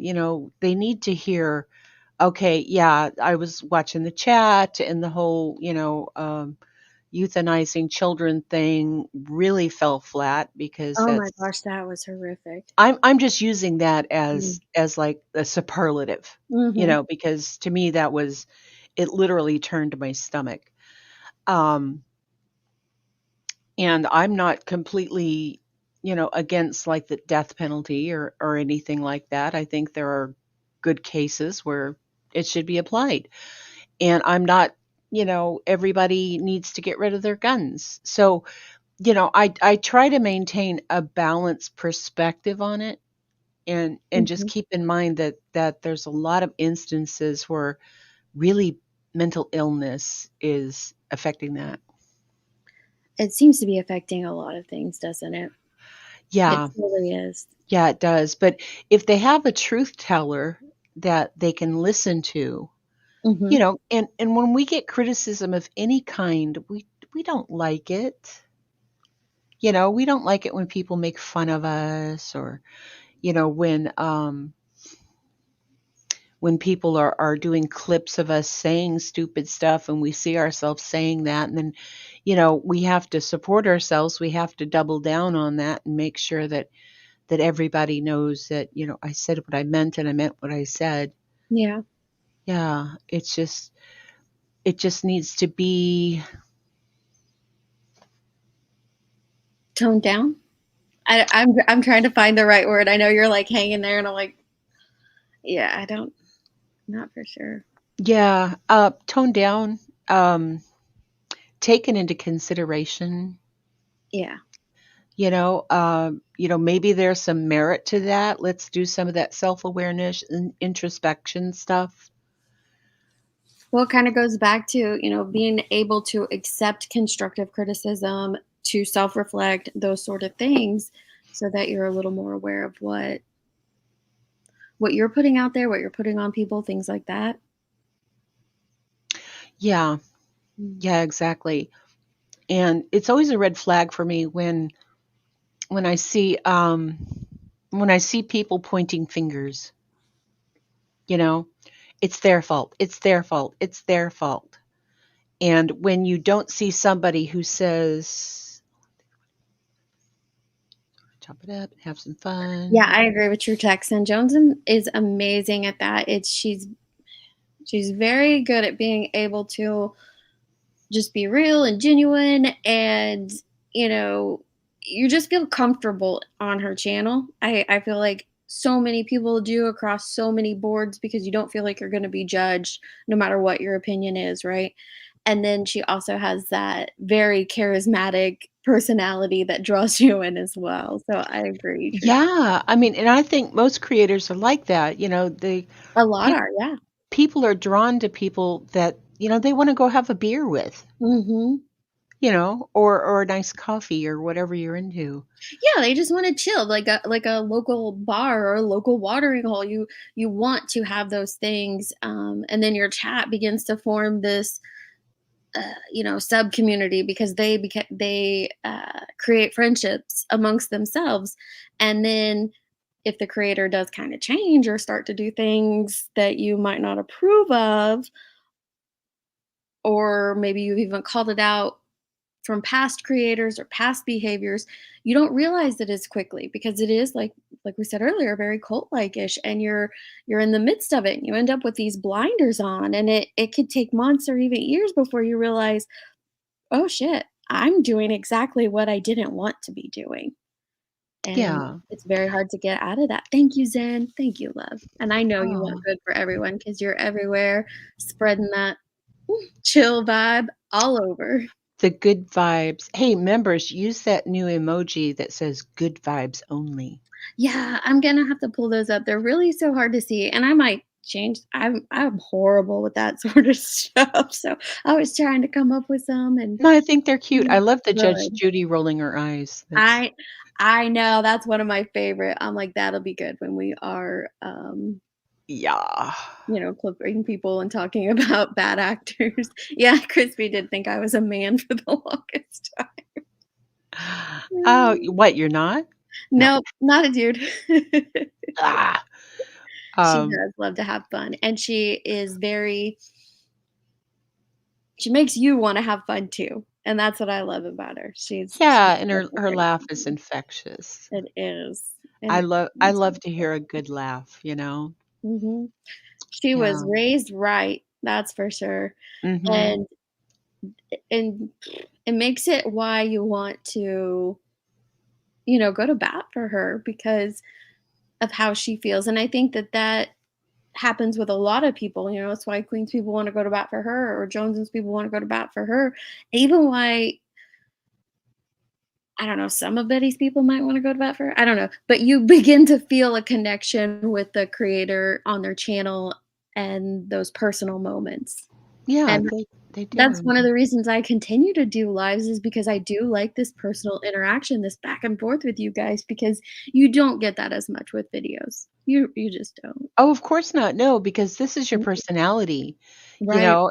and we hear your sweet voice, and the attitude that you deliver things in is very open, and it's very non-judgmental, and it just feels like a safe place, and I love I hope that. so. I hope so. I mean, I know, like, earlier there was some back and forth between, a person sharing their political viewpoints and Papa Roach, Papa Johnson, and I think that that was handled so well. Like, I didn't even need to step in and say anything, um, because you guys know what it's about. Like, yeah, you can have your opinion, Polly Wanda. Yeah, you can have your opinion all day long that you want about what you're doing to fight the Trump movement, that sort of thing. And here, let me see if I can find it. And Papa Jones just said, "We know you don't like Trump. That's fine, but this isn't a political discussion. So kind of move along." And I think that their back and forth that they had was great. And I love that we can do that here because, yeah, I want you to express your thoughts. And Polly, you did, but then you kept expressing them. So it was just him, politely saying, "We get it. So let's move on to the next thing." And so I I'm glad that we can have that in here because I do want you all to be able to express for this reason because these streets are rough. So I want you to be able to have your own opinions. If you're anti-Trump, then that's cool. Be anti-Trump. And I Yeah, just well, sometimes we get stuck on things though, and so I think it's nice to have reminders and to be, "Hey, lean on me. I didn't even see you there. Hey, lean on me." hey. It's nice to be able to be open to that. When someone says, "Hey, I think you're stuck on that. Let's move on." And Yeah, that develops that. exactly, because some people don't know how to read the room. Right, You right. know, and the thing is that you can say, I have this opinion, it's because of XYZ, but drop it. And other chatters, don't attack them. Right, don't attack. No. Just if it's off topic, then, the mods or somebody, like Cody's a mod, Papa Roach. And so, he understands that moderation, and that's what it means, Mhm. to moderate the chat, whether it's just giving somebody a heads up, hey, we don't do that here, Right. or whether it's timing them out, or you know hiding them, blocking them from the Mhm. channel, whatever. Read the room. Right. Don't come in to be antagonistic and cause shit. And we have people in here that are Robin, she's a member here and she's a mod over at Betty's. And I don't know if she's listening now or if she'll listen to the replay later. She'll just avoid when we have conversations about Betty, and I understand that. But if I've seen it in other channels where someone will come in trying to defend their creator of choice and the chat jumps on them, and and I'm guilty, I've done that in the past, but come to the realization, like, you're never going to show someone the truth if you don't give them the moment to speak. You don't give them the opportunity to have a voice in the conversation. And so you have to stop, let people talk, let them share their opinions, and then give your reasonings. Because if you don't, then they're just gonna constantly feel attacked or feel, bullied into submission, so to speak. Exactly. And something I talked about one time was that you're not going to change a creator's opinion in your 200 character text in chat. No, right, because I mean, it's hard. Like, it's hard to get your point across in such a small, uh, text box that you get. Like you said, 200 characters, and you can't tell tone, all those things in a text, right? Exactly. Exactly. And it's just it's not productive to my way of thinking. It's not going anywhere. And honestly, there's been so much over the last, like, they say that 2023 is the year of fuck around and find out. It just seems to be, Were they really? yeah, I've heard that all over the streets. I'm like that little old lady vendor, that's selling churros or something off of my cart. I'm all over the place. But yeah, I've seen it so many different places. Because we got Letitia Stout was found Oh yeah. guilty, and Lori Vallow was found guilty. And it's just the year of FAFL. So, It is. but And sister lies, I agree with you. Sometimes panelists don't understand how to read the room either. They sure mhm, do. mhm. Yeah, and the thing is, I'm selling hot pretzels. Okay, thanks, Eric.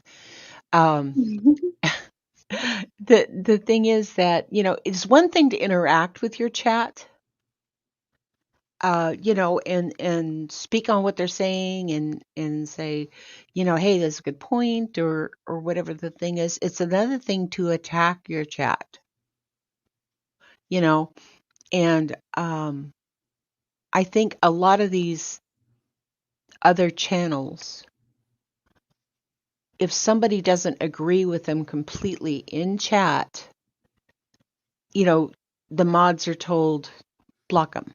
Yeah. Tamales, I'm selling tamales. Okay. Yeah, just block them and you can't get to the bottom of it. You can't get to the real issue when you do that, can you? Well, and the thing is that, to me, it doesn't open you up for change, and I rarely see these people say, oh gosh, I was really wrong about that, without trying to explain why they were wrong. Well, I took my sleeping pills and I had a box of wine, and, then I misspoke. No, just, I got it wrong. Mhm. You Yeah, know, that was wrong. yeah, there's nothing wrong with that. It's human. We all understand, we all forgive and move on. True crime time, I get that completely. That, sometimes because when I came to Mhm. YouTube, I've shared this before. I was looking for I was in a Twitter group that was researching cases and stuff, and I came looking for some information about actually Dawn Wells specifically. And the very first video that pops up is a live, and didn't know there were lives. I didn't know there were chats on YouTube, none of that, and it was Ziggy's. And so that's where I come from because she's the first channel in this arena that I followed, and it took a minute to understand, oh, this is not where I want to be. But it Right. it does help you find other creators and things like that. Exactly. And Mm. just like any kind of interest or any kind of experience that you have, it's a growth process. Yeah. Because you start off on one channel doesn't mean that you're going to stay there. You could grow out of that, and you could find people that more align with what your humor is. I love down the rabbit hole news, Yeah, you me know, too. because she keeps things serious, she keeps things factual, but it's so much fun in her chat because, honest to God, not everybody can just be that stoic, oh, this is horrible, like that submersible story, right? Right. Someone in her chat put that there was room for Jack on the door. And she went with it, and it wasn't a thing that went off topic, and it wasn't totally irreverent, but it's things that some of us think too, it Mhm. and it's also levity that kind of brings up the when things get too heavy, and you just hear these things over and over again, and then you hear, Alexi Trevino or Treviso or, whatever, just the horrible, horrible details. And those things build up, they build up. And if you don't dispel them somehow, whether it's by humor or whether it's by kickboxing or whether it's by 420, whatever the thing is, you got to get rid of that. Yeah, you do. Chris, so she's talking about Ziggy's fake CPS. That was before I got there. So, and that's another thing. I know that some creators are like, clip channels are horrible. I hate them, blah, blah, blah. I am so thankful for them because once you've been in a creator's room or a part of their community for a while, you sometimes come to the realization, I need to look into some past behaviors and see what is really going down here. And when they delete their videos and things like that, you can't. So that's where those clip channels become so valuable, is finding out past patterns of behaviors.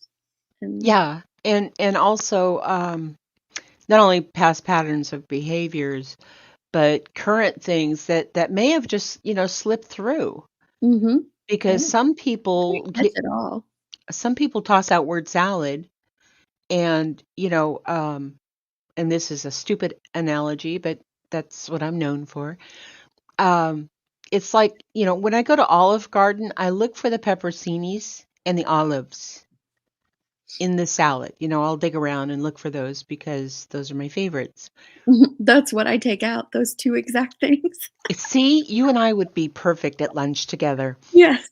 But the thing is that a lot of people, when they're just thrown this word salad, they can't Mhm. pick out their things, Right. and it's just one big hodgepodge of stuff, and they don't see what's going on. So clip channels who highlight certain things that are egregious or that sort of thing, um, lets people see what's going on. Because I mean, I've even watched some creators, and I don't chat very much because I don't want to be attacked, Yeah. and I'm very careful because I'm autistic, so I can say something stupid at the drop of a hat, because I don't think it through. But anyway, I've been listening to some creators and I think, yeah, right, yeah, why don't wait, you know. Yeah, and you get out there. Mhm. Mhm, mhm. But you bring up, was that one of the things that I have in my title was subs. It wasn't just the submarine that I wanted to talk about. So there's this conversation going back and forth about doxing subs and should subs be off limits, things like that. And it's not just in one channel. I've heard it in, I think it was like 4 or 5 of the videos I sped through on 2x, was a conversation about, well, it wasn't a conversation about what should be allowed with subs, but it was, one channel was calling out X subs and, was going to dox them, and they don't care at all who cares what they think because she's just going to dox them. Another channel thinks that subs are completely off limits. You should not touch subs or talk about subs whatsoever, ever. Another channel was like, turnabout's fair play. You're going to come at my subs, I'm going to go at your subs. There's just this conversation that I see needs to take place because subs have been brought up quite a bit in this past week, I've noticed. And like I said, this is 4 separate creators, not just one. Yeah. So I'm kind of interested in what people think is appropriate as it pertains to subs. I think subs are off limit. And what I've seen historically is that creators, when they have a falling out with maybe one of their Patreons or one of their former mods or whatever, that those are the people that they'll dox, or they start stuff on. As far as moderators, I know that in this lawsuit that Heels in the Air is specifically called out as a moderator with a crown and a Right. wrench. Okay, so that's 5. Yeah, there's another one where a sub is involved, but go ahead. Right. So the thing is that, in my opinion, moderators, let me think how to say this. Okay, So, moderators should not attack anyone or disparage anyone, because that should be coming from the creator on their panel. And the moderator should try to stay as Switzerland as possible. And that's what I do. I mean, I get caught up like everybody does, and I played Never Have I Ever. But as far as a moderator getting called out or doxxed or whatever, Hmm. if that moderator is doing something negative, then it kind of makes you free game. If you go into somebody else's chat and, you're saying horrible, horrible things, and I don't have a specific example of that, but yeah, then that kind of opens you up to that criticism. But no, I don't agree doxing anybody.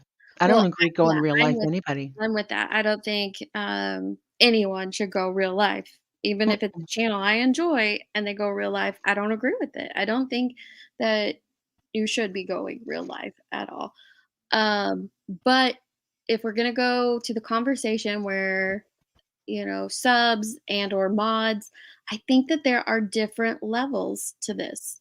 So there are some channels, I'm a mod on their channel simply because I'm a creator and they wanted to see me better in chat. I don't do any modding things whatsoever in their chat. Like I've Mhm. never, timed out anyone, deleted anything, dropped links, things like that. So I would be a different type of mod than Grandma Sherry would be, who does all of those things in this hypothetical creators chat. Yeah. Now there's are mods that are extremely close to their creators and run around and do biddings for them and, drop things in other channels or bring things back to the creator and things like that. I think that it can go to a place where a mod becomes an extension of that creator. You see Yeah, what like a Renfield. I Mhm. Yes, master. Right, Yes, master. right. Yeah. Now, I don't think they should be doxxed, but I do think that they need to be called out sometimes. I think it's fair to call them out on behavior sometimes. Yeah. Um, that's true. So if somebody, is saying something horrible, hey, cheesy wheezy, yeah, leave the subs alone. Leave everybody. Okay, now I heard of one instance where a creator named Shani had CPS called on her because of something that was actually happening to her children on a live stream. I don't know the details on that or whatever, but if there's literally something that you've seen a creator do that is endangering a child, like Michael Jackson holding Prince Right. over the balcony, Out the window, yeah. yeah, call on that. But otherwise, you know, keep on keeping on. You know, there's no need to like whoever called the police on Don and Candace. Yeah. Not necessary. No, that was completely inappropriate. It went too Hmm. far. Yeah. Um, but and I'm just having this conversation because I'm trying to sort it all out in my head myself and Hmm. figure out where I stand with it. So I do think that some mods are, an extension of the creator that they mod for. And I mean I'm talking about like the extreme ones where maybe that's the only place they mod or a couple places and they're constantly there. But then subs and as a sub, sometimes they're going from channel to channel, stirring up things. You know, I've said it before, I've heard it said before. The subs have all the power here on YouTube. Absolutely do.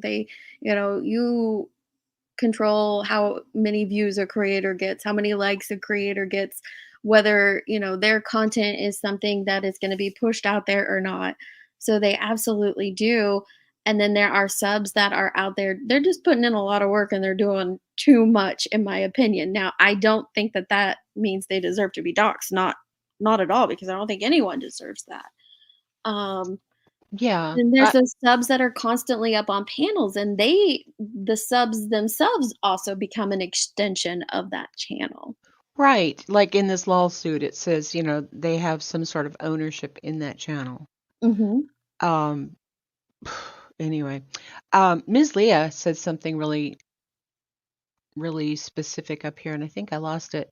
But she said in the old DC, they used to say if the sub or person does not have a platform or their own channel to respond, that they are off limits in a way because it's unfair they can't reply. And, the old DC, right?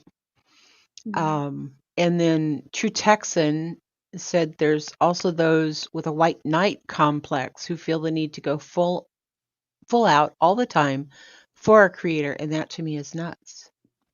It is. It is. Right. Exactly. Yeah, I know what Catherine's talking about here. Some channels give you a wrench for a higher membership fees. No, and that's another thing too, I guess, is just understanding the dynamic of that channel. Because I know that there are some mods who have, a private Discord with their creator. That doesn't happen here. And I have several of my mods I've never spoken with outside of YouTube. So, but there are channels where they do, and they have like a mod meeting before they go on live or whatnot. And there does become different behind the scenes environments that we're not aware of. Yeah. I've never been into a mod meeting. I've only heard of them. Right. The legendary mod meetings. Yeah. Hey, Murray. Hi. There are subs that get too invested in the creator channel they support, and then they make comments and chats that cross the line. If they can dish it out, they should accept the consequences. Okay. And BL, would that be the consequences of other chatters, or should the creator go after them and threaten to dox them and go real life? Yeah, and I think she's just asking that as a genuine question because I'm curious. Right. No, me too. Yeah. And that was my question. Should they be dealt with by the other chatters? Right. I still don't understand how people become mods. I just started watching lives in November. I picked my mods based on people that previously interacted frequently on this channel before I started doing lives, as well as, mods that I've seen mod elsewhere and I like, how they did it. Here, I allow everybody to pretty much say whatever they need to. I think for the most part, people get that unless it's something extreme like, a bot or, some really foul language or something like that. They don't, block or delete anyone. And so it's just like a couple people that you think you can trust. But then again, it's, the internet. You don't know who you can truly trust. But it's just, but I know other people do it differently. They hand out their mods, their wrenches in different fashions.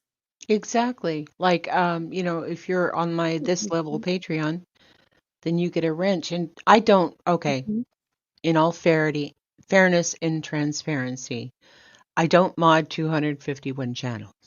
Okay. That's just an Did exaggeration. you lie to us, Grandma Sherry? I feel so betrayed. Okay. It was a hyperbole. Okay. Yes, I get it. Yeah, it was hyperbole or hyperbole, depending on how you pronounce it. Because people comment all the time, "Oh my God, you're over here too." Yeah, I'm over here too. And I like it. I like it, and I like being a sub. I just like being a hey, let's talk. But the thing is that I don't think that subscribers specifically should be targeted for anything. If it's just a subscriber and you have beef with them, then I think somehow, yeah, hyperbole. I think somehow you need to try to contact each other or open the panel and let them talk, instead of just having a person in chat. I think we all need a hyperbole right now, baby. I mean, honest to God, like the last 2 or 3 months specifically, I've rolled my eyes so much that I've sprained them. I have bruises on my brain from me rolling my eyes. That just, trying to catch up the past day or so. And like, that's kind of why I was in these feelings of like, do I even want to keep doing this? Because this is insane. Because maybe it is kind of like the frog in the pot. And you don't realize you're boiling until and when you step back from it for a moment or a week, you're like, what the hell? This place is insane. Because it truly is sometimes.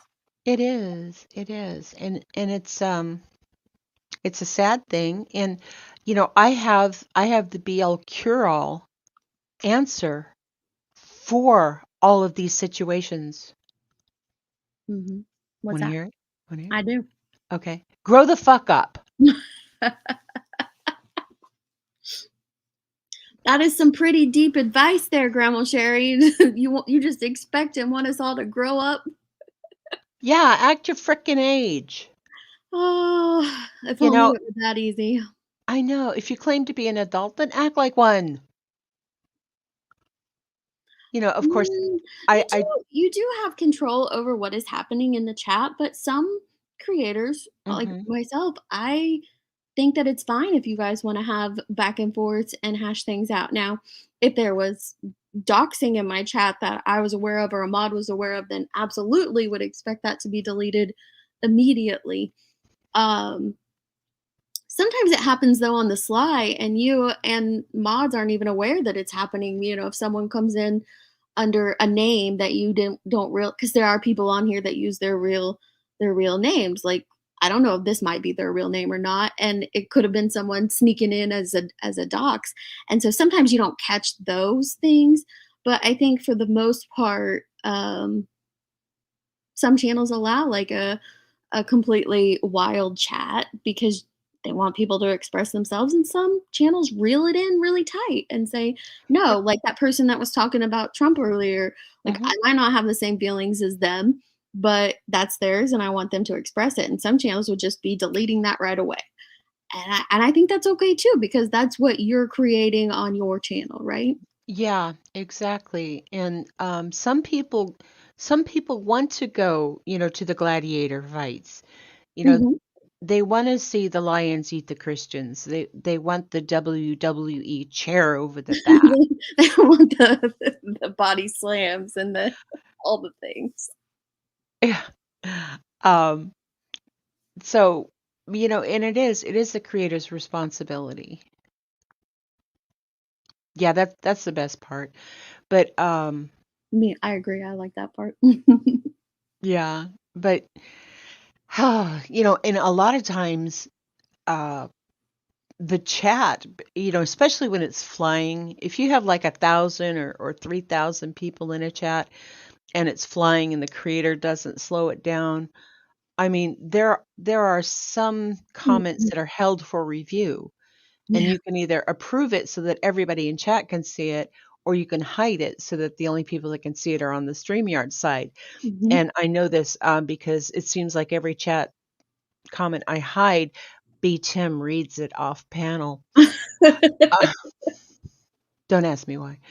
But the I thing agree. is, a lot of times I will see in the chat going, I'm just going to pick on you, Deets, okay? Mhm. Like people saying, Deets, what the hell? And then another one goes past that says, Deets on the streets, you're clueless. And so I have to go look for Deets' comment to see Mhm. what's going on. And if it's something that, is just an opinion, then I try to put a warning in chat saying, hey guys, let she's just expressing her opinion. Let's back off of this person. And And some people will follow along with that and some won't, right? Because sometimes they'll be like, "Oh, okay, yeah." And sometimes they're like, "No, I'm gonna continue on," which is it is what it is. I just don't know. I think degree there with could be some instances where subs deserve to be called out sometimes too. I do. And well, I know a lot call of them people. out. Right. Uh, Jerry Springer did not have a successful show for no reason. People love the trash. Okay, crispy treat. I don't agree. And here's why. Blah blah blah. But leave it. Hmm. We don't need to make an entire live stream about a subscriber because they said something that hurt your fifis.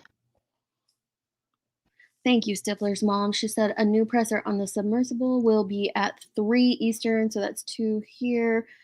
I was just saw somebody else said that they found a debris field. Oh, Yeah. and that is, oh, that's horrible. That's not what anybody wanted at all. It's not. I was Mm. about to go live when you went live. Were you? I'm sorry. Oh, no, no. No, no, don't, because I normally don't. I just do Sunday.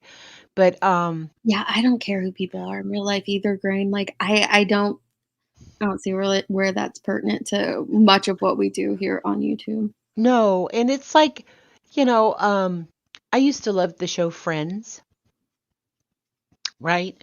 Yeah, And I love Friends. um I I watched it and I laughed, and Chandler was my favorite.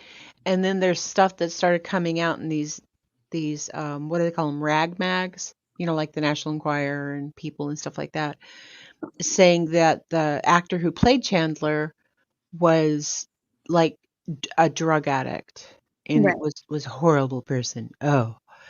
And I read that and I said, "Oh, poor guy." But I still watched Friends, you know? And Right. and to me it's kind of the same thing about real life.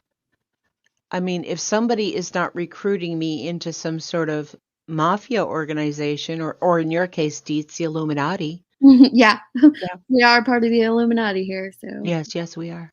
So, I fine, pray for them, whatever, but I'm not going to freak out because, they once kicked a puppy. right. Right.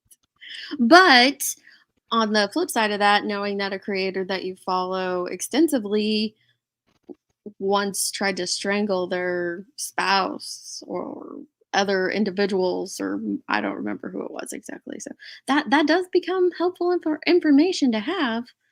Um, Well, yeah, and we look at that and we say, well, history or a past act is predictive of future actions. And that's the thing. And what I think we need to do is step back and say, how does that affect me? Am I going to a meet and greet? And if I make somebody angry, are they going to strangle me? yeah. Never offered me a link. Every friend then says they do it to be malicious and mess with your life and family. No one has ever doxed someone for a good reason. That's true. I personally don't care who any of you are outside of your YouTube screen names. Exactly. Amen, sister. Like, Preach. Preach. like I what I Yeah. mean by like calling out a sub is though like drawing attention to some of the things that they have said or done that is negative. I do think that there is a time when it is appropriate. Like if it's gone on for a long time or it crosses boundaries, the things that are said, I don't think we can just put a blanket statement of subs are off limits. Now, I think that there are things that we shouldn't do as creators towards subs. And I think that some of those things people will realize, and you'll start losing people because they'll look back and say, "Oh, I remember when so and so did this to their sub, or they screamed at their subs, or they did, these things or that things." And you start losing some of your integrity, your credibility, those sort of things as a creator when you do that. And so I think that it can become counterproductive is what I'm trying to say. It can be absolutely become counterproductive as a creator to call out subs. Yeah. I just I just don't, to me that would be like if I had a little bakery shop that I like to go that was down the streets. Mhm. Yeah, we can get the subs in the Illuminati, and once we get Patreon going, well, no.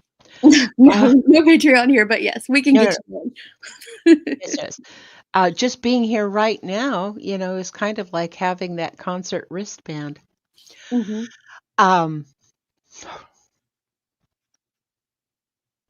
Squirrel.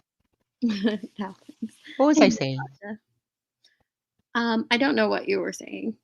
You weren't listening. No, not that first part because I was reading that comment. I was just Weird, Oh, real. no, no. Okay, so it would be like me having my favorite bakery down the street, right?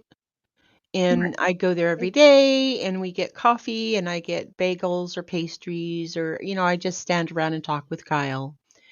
And then, a couple days later, I come in and, everybody knows Mrs. Jones. She's a Karen and nobody, gives her wide berth. But I come into the bakery and plastered on their front windows are like Mrs. Jones' police record, her arrest record. And there are signs saying, she sold drugs to children, or she assaulted her husband, or whatever the thing is. That's the way I look at the difference between creators and subs. Mm-hmm. you know um Now if it was like the bakery versus the Dunkin' Donuts that's moved in, and the bakery was doing, kind of low key, our coffee's better, or, we're not a big corporation, or, things against the other company, to me, that's something different. Does that make sense? Yeah, it does. Okay. And it kind of goes too far, like we were saying. That's why I say there are some appropriate times that, and maybe call them out is too strong of a word, but address them, or say, hey, this isn't right, this is wrong, don't cross that line, those sort of things. But I do think that whether it's a mod or a sub and you become an extension of someone's channel, I think that you deserve to be addressed as well.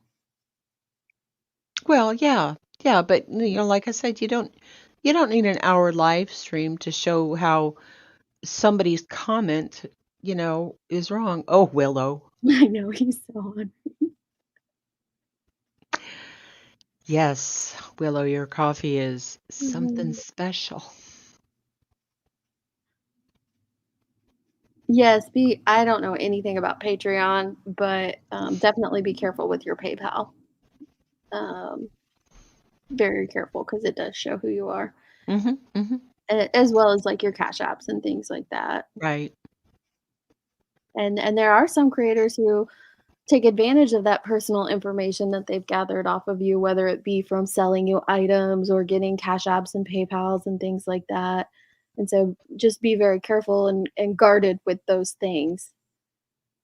Exactly. And you can change your username and whatnot on Cash Apps and PayPals and whatnot, so that the person receiving it doesn't receive your full government information. And I just learned that after being almost scammed. Yeah, I remember your scam. That was crazy.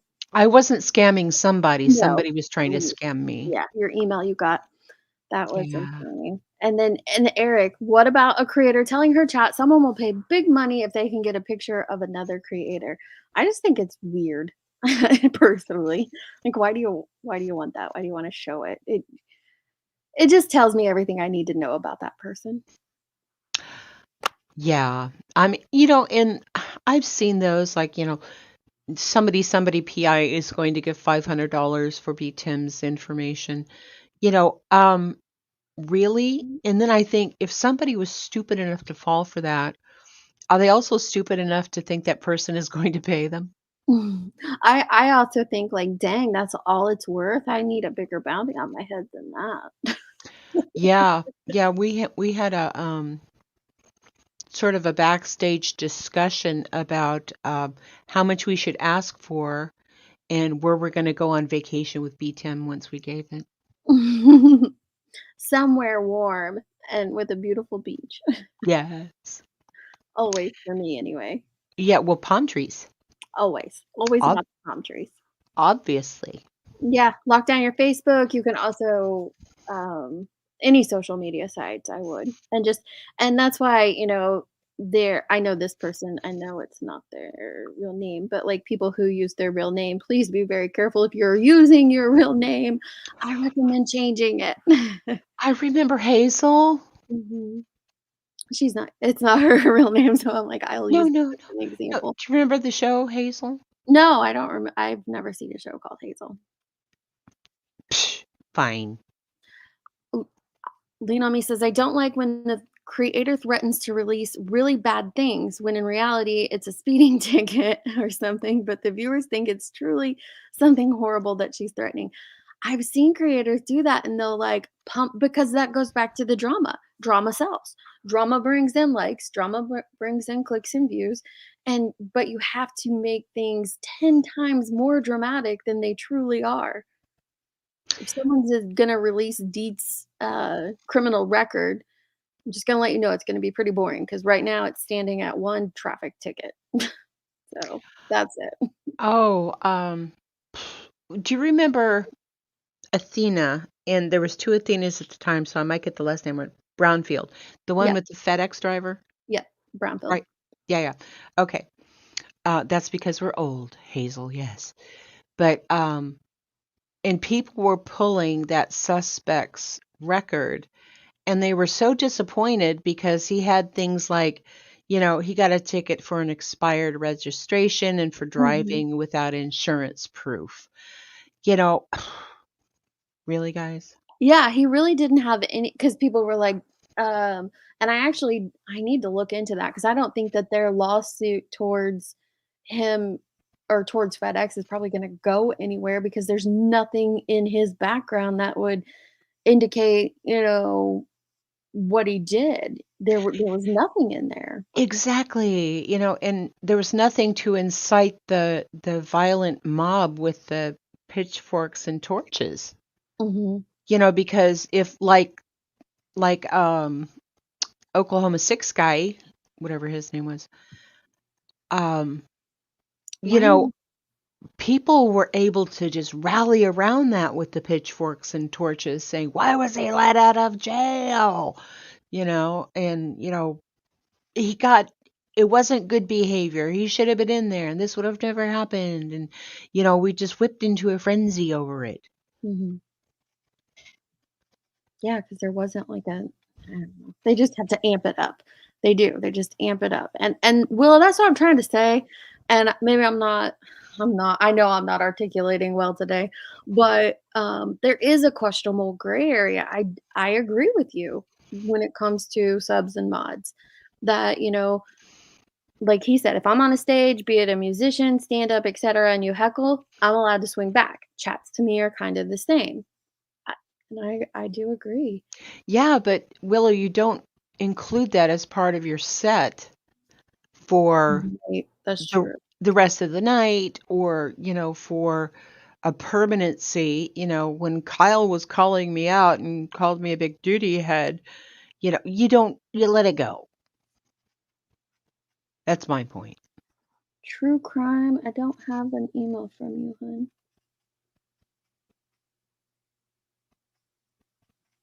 Going through my emails was insane too when I got back, but I don't see one. She said that I think it was her. Yeah, sent you an email. No, I don't see anything. Yeah, Winnie the Pup. Yeah, we heard about the press conference at 3 o'clock, and thank you for telling us, because it's a scary situation and it's so unusual. It is very bizarre knowing that there wasn't regulations on that whole arena, all those people and oh, I just got it. The back and forth that it created last night. I was listening in on the Hive last night, and the conversation that ensued from that was a lot. But Mm, mm. it's a very bizarre situation. And I think everybody's tuned in to see what it It happened. is, and I think that is Oh, probably.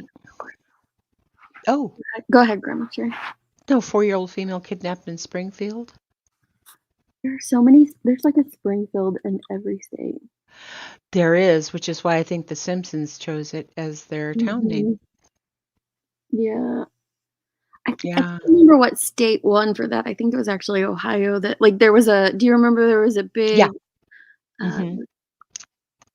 contest going on? Yeah. I just found out that uh Cleveland or Cincinnati, don't quote me. But the first 2 weeks of May had 30 children between 13 and 17 go missing. Mm-hmm. 30. Yeah. Oh, it was canceled. It Oh. was just canceled. Oh, So, good. well, I thought that's what it said here when I clicked on this. Oops.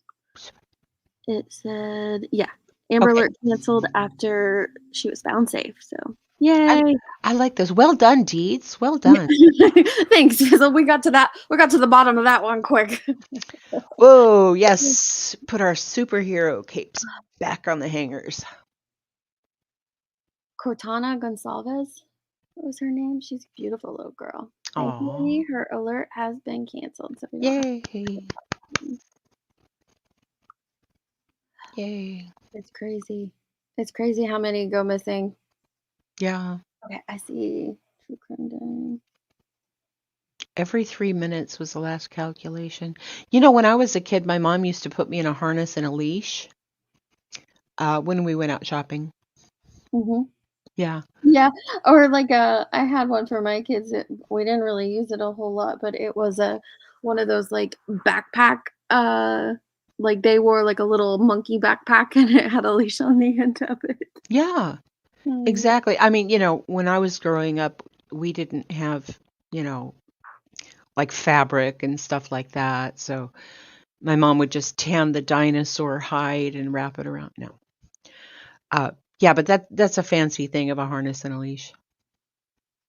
I'm trying to pull up this email. True. So, do you know what's going on with the Vaughn situation? Have you been following that, Grandma Sherry? I have. What do you think? I don't know all the details of what just I do know that, Molly and company declared him deceased and Again. no one else has, right? Well, and here's the thing. Until I hear it from Dre herself, Mm-hmm. I'm not going to believe anything because Right. There's been so much in that, and it's not a case. I know we find ourselves getting ready to say so much in that case, but it's not a case. it's not a case. It was none of our business ever. Mm-mm. It's just that she was an influencer on social media with a huge following. So that's why, people got invested in it. And then people, of course, we always choose sides, the pancake side and the waffle side, and we can't agree. Yeah, but I mean, I've seen like recorded phone calls with the coroner's office who said that yes, they used to have his body, but now they don't, and they don't know where he is, and just making it sound like Dre doesn't care about Vaughn. And so like I said, until I hear something officially from her, I'm just going to let it go because I could make up any kind of theory or tale or suspicion or whatever. And now with the way technology is with deep fakes Oh, I know, with the AI. and 40 holograms and all this other stuff, I just don't believe anything anymore. 64% of kids who go missing are kidnapped off their bikes on unattended bike rides alone. Interesting. I saw that. What was I just had a total squirrel moment. That's what you call it. Total squirrel moment. Yes. Oh, it wasn't run by PlayStation, was it? It was just the controller was a PlayStation control. I don't know. Actually, it wasn't even PlayStation. It was Logitech. Logitech. There we go. Yeah.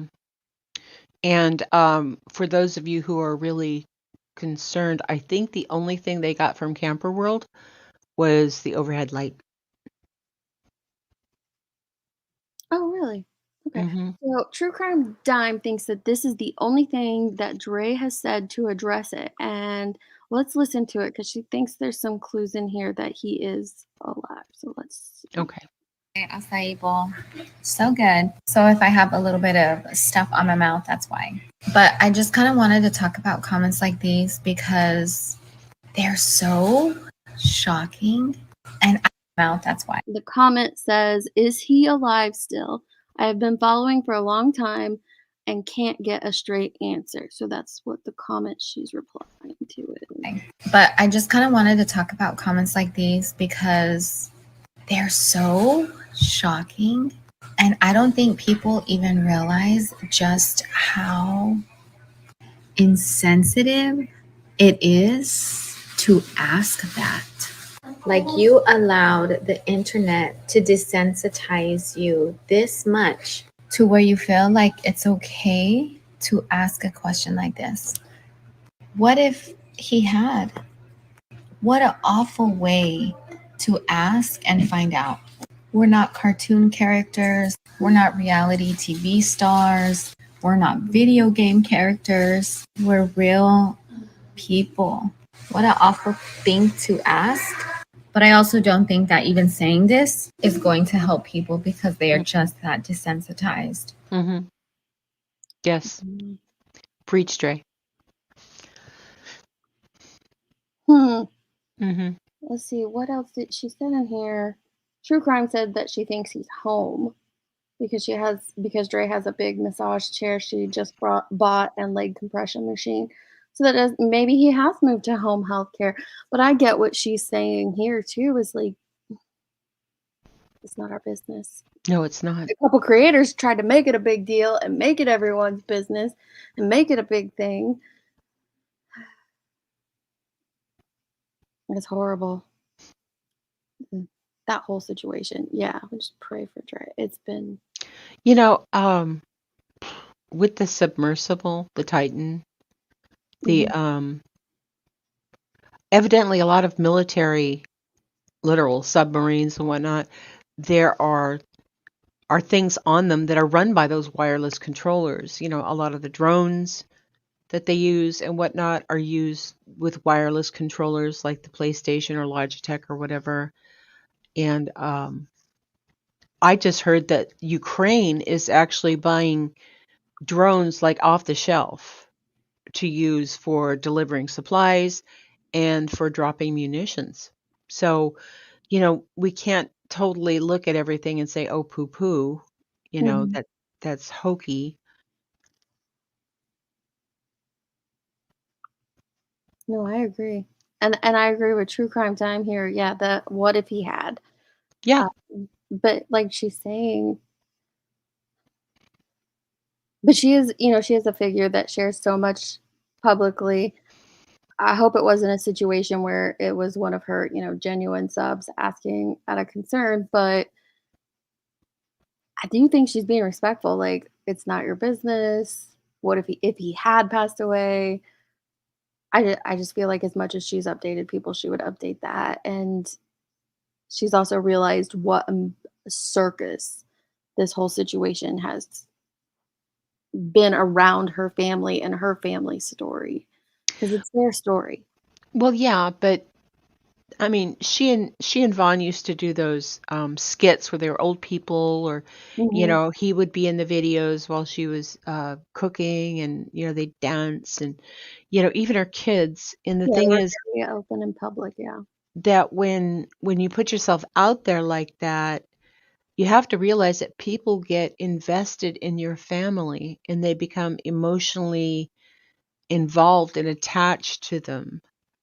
And no, it's none of our business. The only thing that's our business is to support her and watch her and pray for them, or whatever the thing is. But on the opposite side of that thing is that people who have spent enough time with them and have really cared and followed all this, that they are concerned, when they hear stuff like that. Well, and if he has passed, then it could just be that, she needs time before she can address her community with that. And there's nothing wrong with that. Mm-hmm. If she need, whatever, every creator is going to do things on their own time and in their own way, and I think that that's fair. Right. Yeah, and I agree, Tracy. We have to have some limitations if we get attached. And Exactly. I've been thinking about that a lot about Summer's case. And there are a lot of people who are extremely attached to her case. Well, And it happens even on things like we know that this is not real life.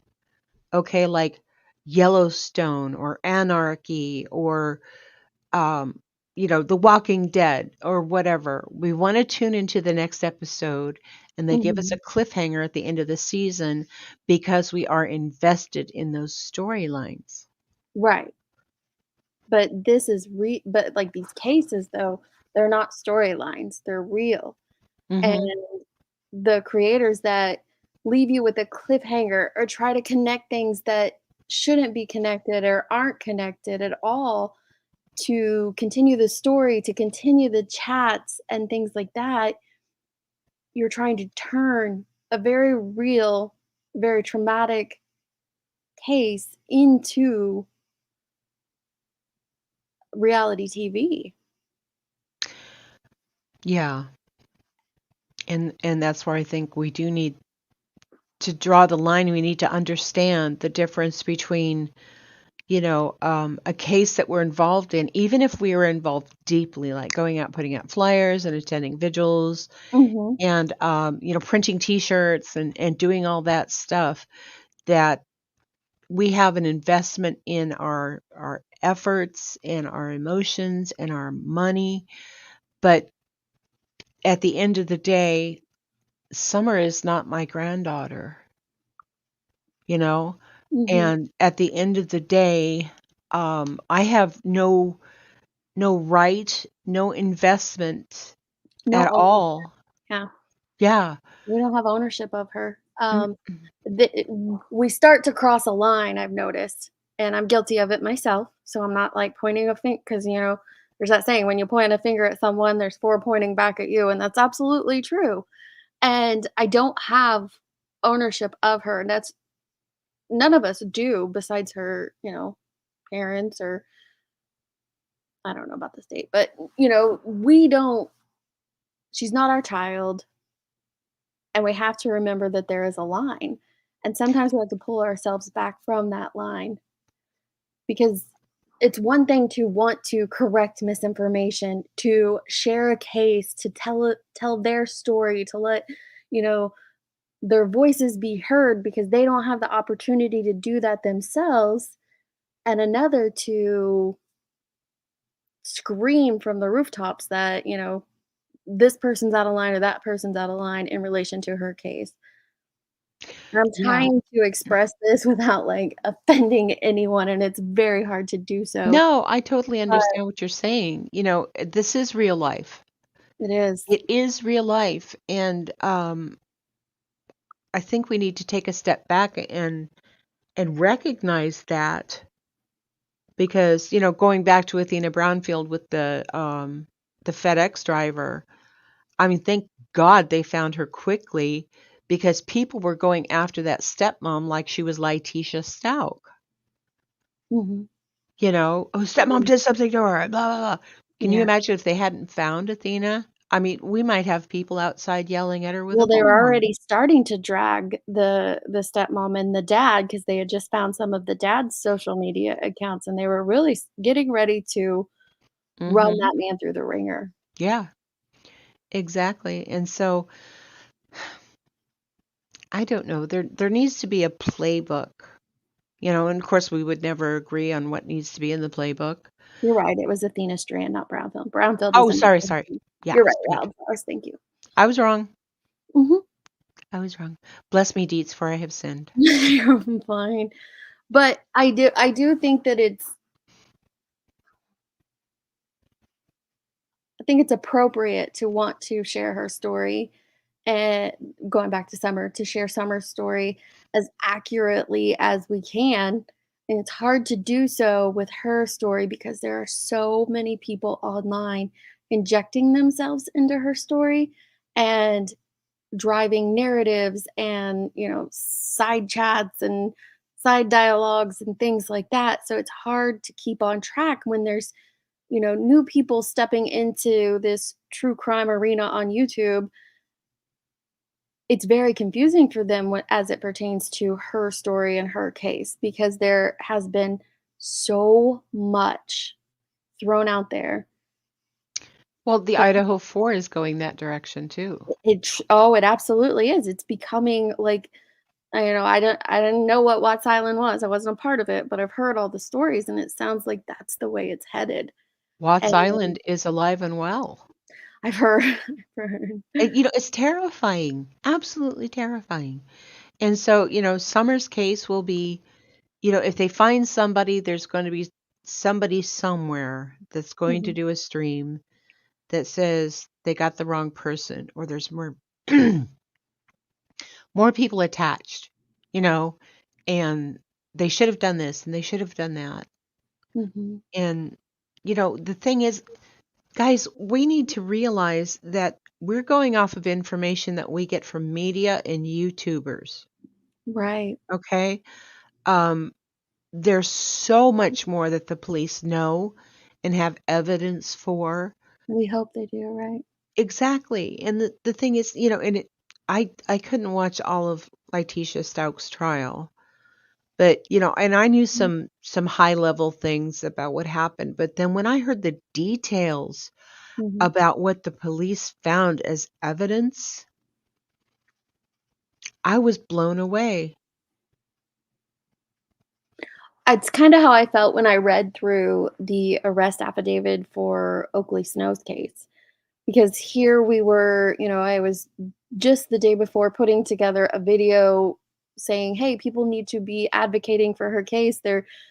We should have had the bullhorn Bettys in Indiana, screaming and saying, 'Do more, do more.'" Then the affidavit comes out the next day, and come to find out, they're doing a crap ton behind the scenes. Like, Hmm. law enforcement was doing so much that we were unaware of, and rightfully so. And it's hard to remember that sometimes, because we're only seeing, at best, 10 to 15% of the case. And that's what we're sharing, is that 10 to 15% of accurate information. And so that leaves, 85 to 90% for people to try and fill in the gaps with these stories and narratives to keep the cliffhangers coming day after day. Exactly, because I reached out and I talked to the gas station attendant that was on duty the night that the guy drove past. Mhm. And so now we have some heels on the ground, or excuse me, boots on the ground, kind of information that we could fill in the blanks ourselves. And no, I'm sorry. It is the person that calling you really the cousin of the kids that went to the party and Right, they how told you can you everything? verify that? Right. And that's what that's whenever I see those type of things, I have an immediate red flag go up, that Yeah. there's something a little hokey there. And lean on me, that I know that you're fully invested in her case, but I hate that it causes issues, in your relationship with your spouse. Um, I think that is kind of like the line that we were talking about earlier, that you need to pull yourself back from, because you want to do good and you want to share this case and you want to dig into it and hope that you find a little puzzle piece that might be helpful. I completely get that, girl. I get that more than anyone. But if it's affecting your relationship with your spouse, you can't it can't be doing good for her or her case. No, and it's unless you want to be the first to break something, I don't Mhm. I don't see that kind of interest to be healthy. And I know because I've struggled with, mental health issues and depression and all of that kind of stuff. And I had to learn when to step away. and I'm still learning it. Right. I think that, everyone has a certain amount of interest and they want to dig in deep and they want to do these things. And I think that that can be healthy. But I think that we need to be more aware of our line and where we need to pull back from. And that's with all cases, not just hers, but we need to Right. learn to Mhm. rein ourselves in so that we're not out there and becoming the things that we hate, right? Exactly, exactly, which is why when I'm modding, I put in the chat, oh God, when we were reading Harmony Montgomery's affidavit, that was, oh my God, I had to take out my earbuds so I wouldn't actually hear what was going on because I'd heard it before, but I couldn't take it again. Mhm. And I put in there, please take care of yourself. This is triggering sensitive content. If you need to click out, we understand, and we'll see you later. Mhm. Kai, that by the way, love the name Kai. It's on my daughter's short list for baby names. But um Is that Kia? I say Kai, but it Oh, does okay. kind of look like Kia, but maybe is Kai backwards Kai? I don't know. Either way, I'm saying Kai, it might be Kia. I love Anyway, Kai. Okay. I think you're absolutely right that these tragedies do become hobbies. I think that there are a lot of people with good intentions, 100,000,000% good intentions, or they really do want to showcase a case and a story, or they really do want to do research and dig in deep, myself included in that. But then I think that there are others where it's become a hobby, and that's part of the line that I'm talking about. It crossing is it crosses that line, it becomes a hobby or it becomes a reality TV show or things like that, and you're not doing any good for that case anymore, No, and you're not doing any good for yourself, right? you know? When you're not, yeah, you got to think about your personal relationships and your personal life and things like that. And but I also wonder, what can we do and what should we do to help with that story? Some of us try to help by combating the misinformation and digging into the misinformation, because there's one of the reasons that we started our channel here and that I have continued it is because I look so deep into a case before I form an opinion on a case. Every time. I try never to just take things at surface level. Maybe my gut instincts or something, but I wouldn't put that out there publicly. And when I watch some of these creators and I would see that, wait, they don't know that fact or they don't know that bit of information and it's readily out there available.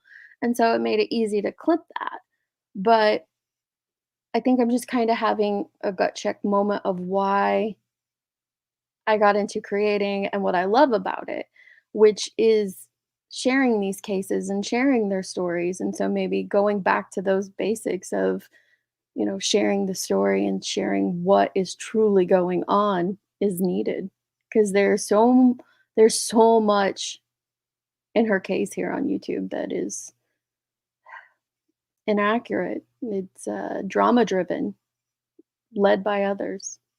It is, and that's I think what's most damaging It is. is that the misinformation and the people, blatantly accusing somebody, connected to the person missing or murdered, blatantly accusing them of being at fault for this egregious thing, and hiding their body.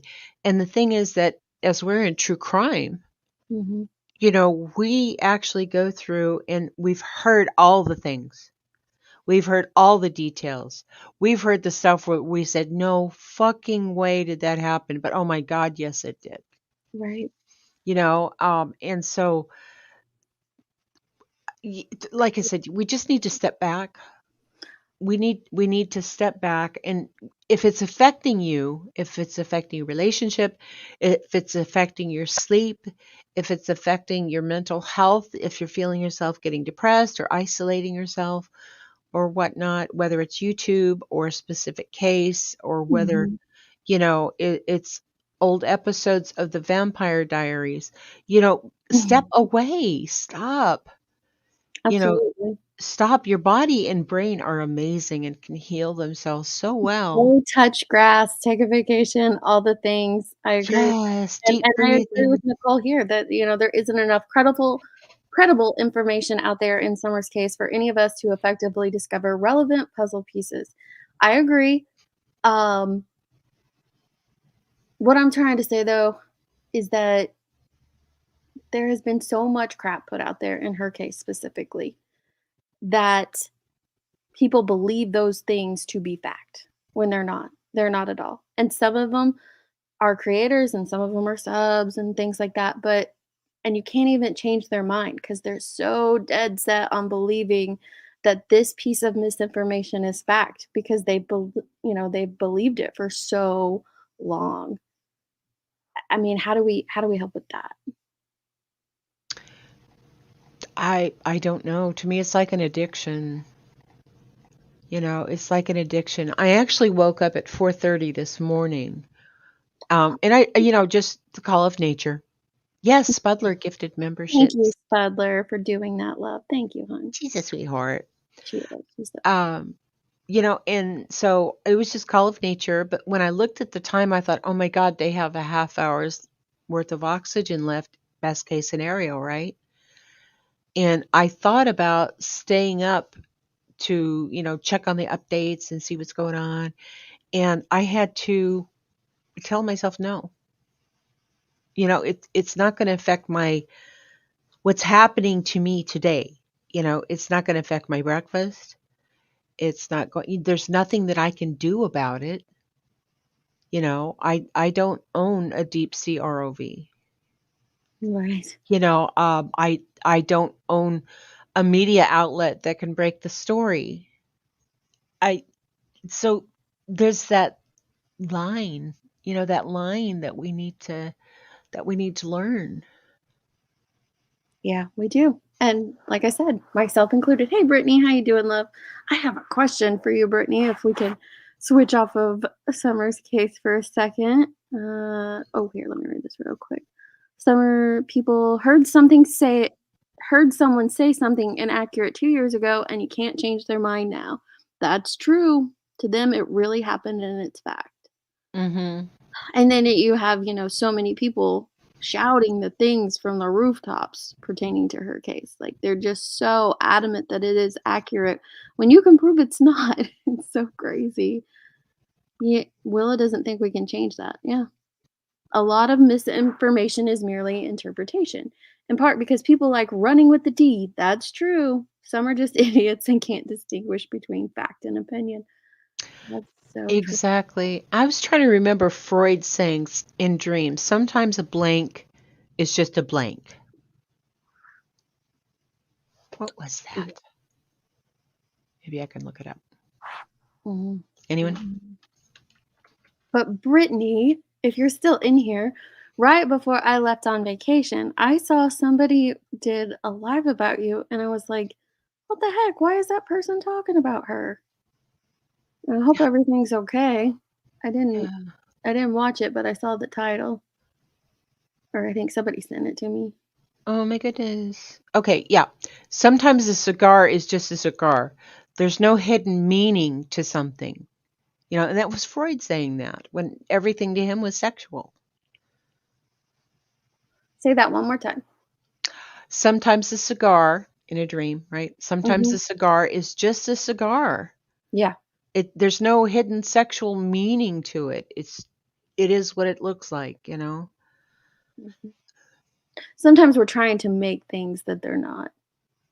Or sometimes we Exactly. try to fit puzzle pieces in where they don't belong. Yeah, read, the Illuminati type meaning Mhm. behind the graffiti that's on the dress, or Yeah. something ridiculous. I don't know. Yeah. Same. Same, Lena. People hear the war between Queen Bee and Dolly and yet can't be bothered to do right. Look at the facts. Well, that's kind of what we were talking about earlier of being almost like in a cult. And it truly is because instead of taking the time to go look up the fact for yourself. And I understand that some people don't want to invest that time into doing the research. And so they just blindly follow. You know what this reminds me of? And this is going to sound really weird, but most of the stuff I say sounds really weird. But people continue along the path that brought them success, right? Right. Okay. So it reminds me of like old 80s bands getting together, or 50s bands or whatever, getting together for a massive concert on the beach. And they're all old. They don't have the same energy. You know, they don't even sound the same like Paul McCartney. His voice is going. But they're pushing that because that's what made them successful. And they're still selling the merchandise and all that stuff. And it's like, guys, that ship has sailed.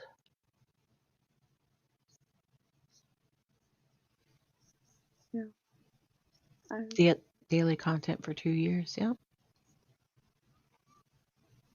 Where does it end though? It doesn't. Because she's gotten, like, in Summer's case specifically, she's gotten lost in all that daily YouTube manufactured content and drama. Her story has. She hasn't. Her story has. Exactly. Oh, crispy treat. I like the frog and the scorpion. I think it applies to YouTube. It's true. Do you know that story? Yes. Yes. No, that is very true. Mm-hmm. And ants bite them in there, but yeah, I didn't blindly follow. And when you see something askew, it is. Mm-hmm. People enjoy to express their anger and frustration, and so will believe a certain storyline so they can hate. That's true. Mm-hmm. That's very true. Everybody has to have a villain. There has to be a villain, or most of the time people think they have to have a villain in every story. And if there isn't one, or you can't find one, what do? They create one.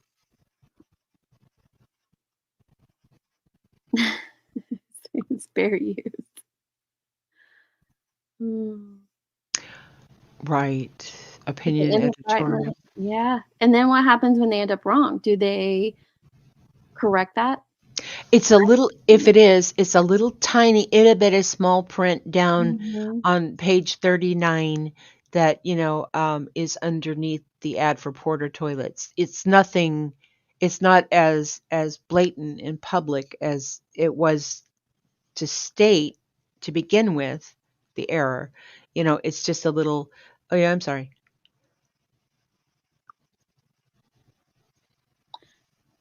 Yeah, it's just like a tiny little footnote. Grain, and you're right, especially when children are involved. And I think that the reason that happens, why the drama continues or the storyline continues for years and years where children are involved, is because some people realize that tugs on most people's heartstrings. Most people are going to get deeply invested when children are involved. Exactly. Yeah, and the television.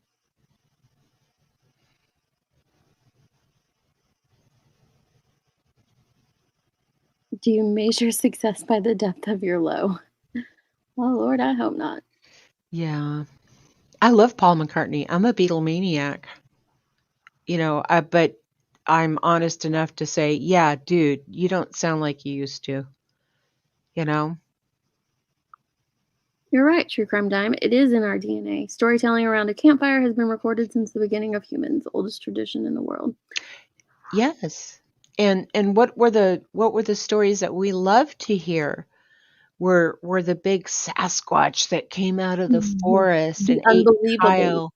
Yes, exactly. Or the time when great grandpa was out camping and he was abducted by aliens, and all the big hoopla stories. Was chased by a bear. We don't want to hear the stories of grandma that was doing laundry on Saturday. Right.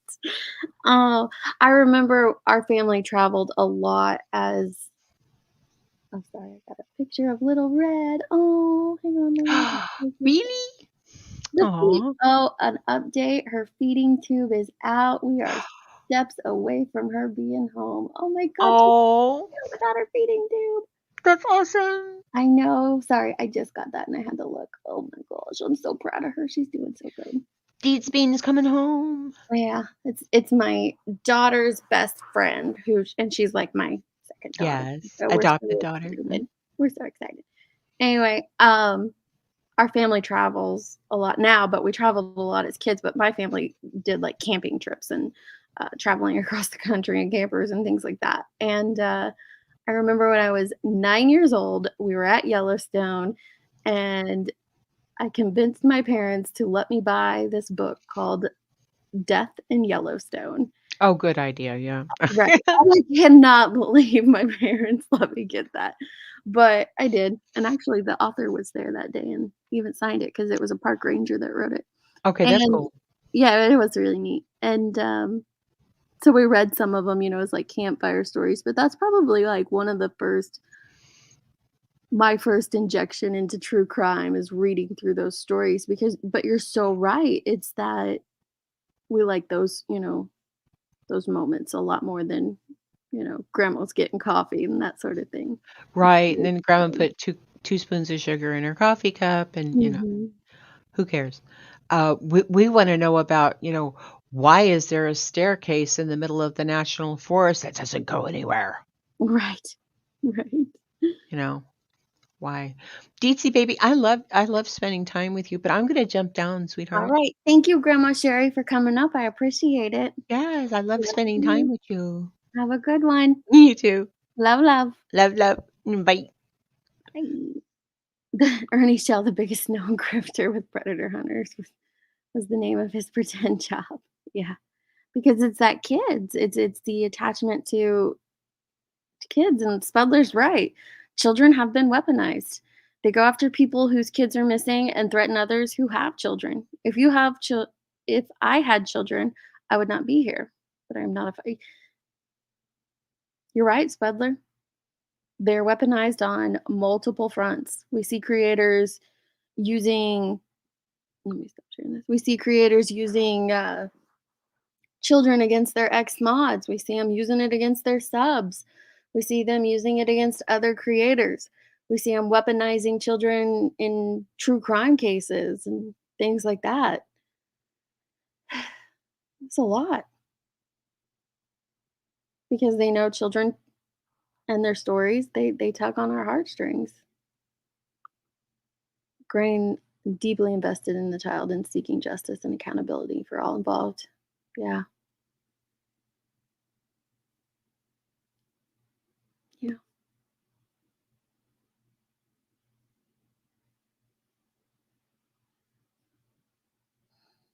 I can't. I can't. Grain.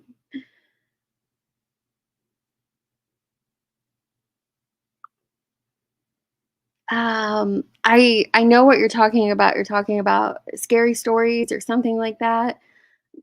They always had like the grossest pictures in them. Yeah.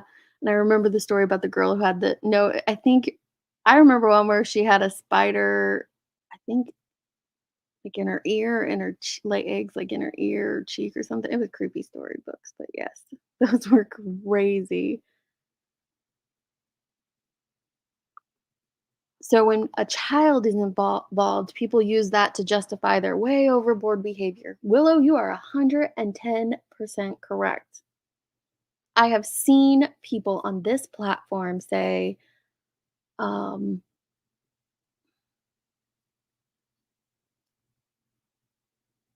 they'll use a situation that has nothing to do with the case and say,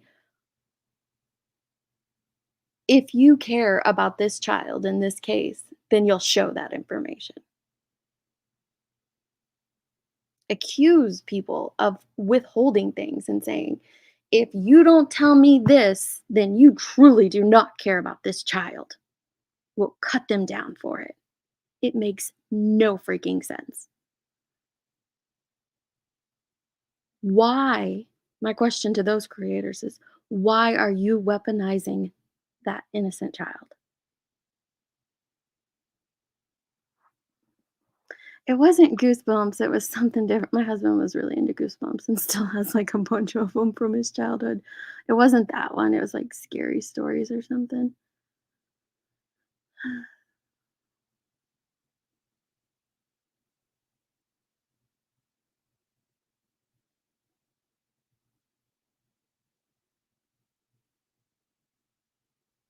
It's for the children. If you truly cared about that child, then you would do this. And so what that does is it makes you think that you're doing something wrong by withholding personal information about yourself or some little puzzle piece or something that you might hold. I don't know, but what they're doing is weaponizing that child against you. That's what it was. Thank you, Jules. Scary stories to tell in the dark and true crime how to do. Yep, that's what it was. Yeah, I wouldn't normally dox you, but we're saving kids here. And if you truly care about this child, then all's fair in love and war when it comes to this case. So I'm just going to put all your information out there, even though it has absolutely nothing to do with this case. I'm going to put it out there because I care about this baby more than you do.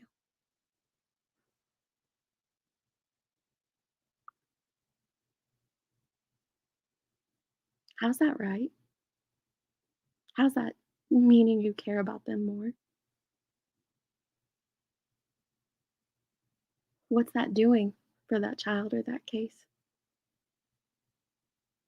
Anybody know? Because I sure as hell don't.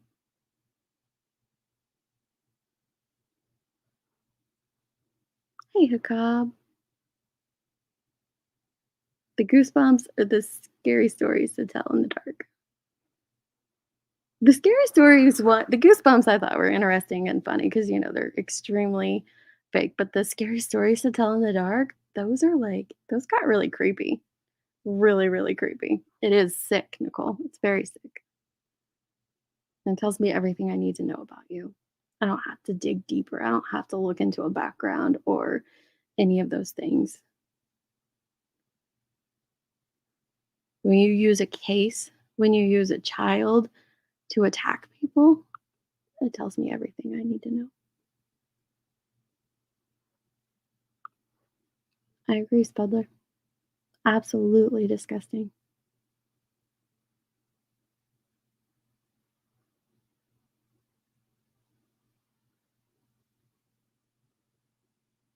If you disagree, you're evil because they are representing that child.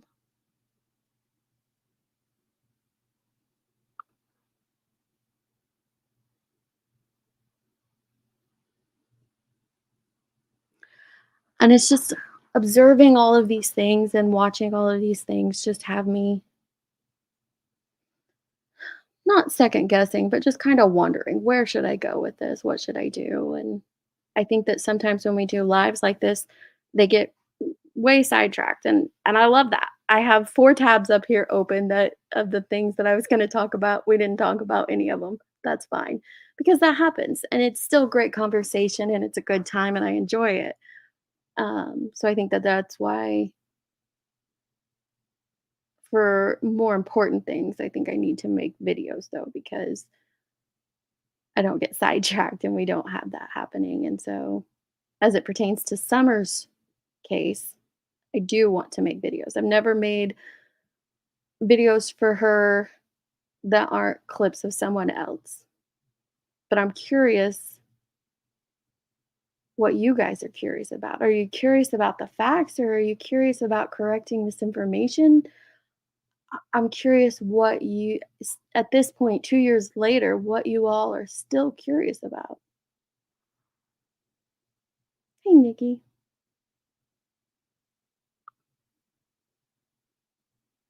Molly did that and she was a life coach. Yeah, that was crazy. That's how Betty and company rallied the troops and justify cop harassment. It's okay to do this. It's for the kids. So much is done in a child's name. That's so wrong. What do you have for me, Grain?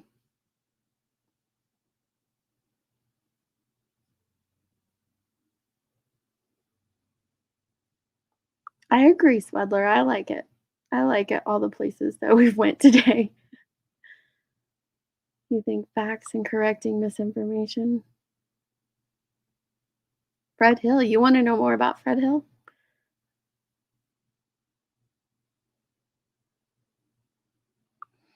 Oh, Nicole, me too.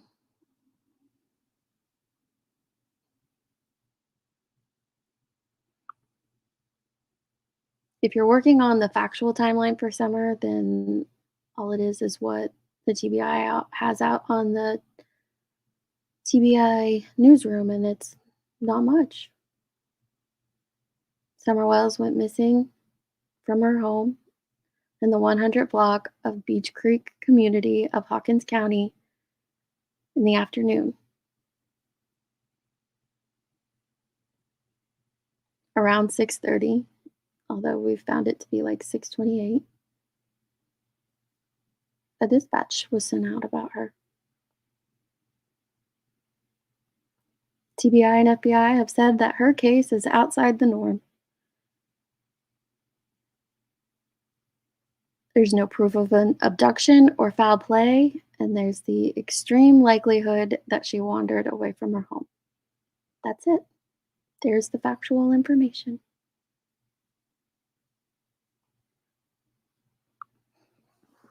Well, tell me what case, Grain? Yeah. And if you don't fall in line with their beliefs, then you hate kids. Yeah, that becomes it. I do too. True crime has some great stuff. Well, you're like teasing me here, girl. I hope you've told it already.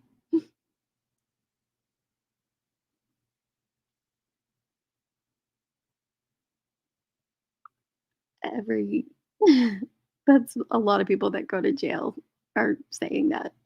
They'll say that to try to get you to get them out. Yeah. Oh,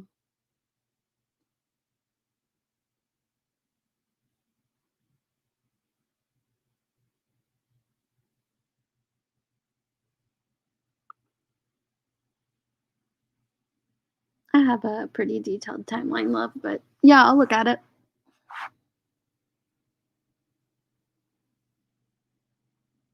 Mhm. Most of what we do know, you're right, well, it stems from the wells, and we don't know if that could be true or not. Yep.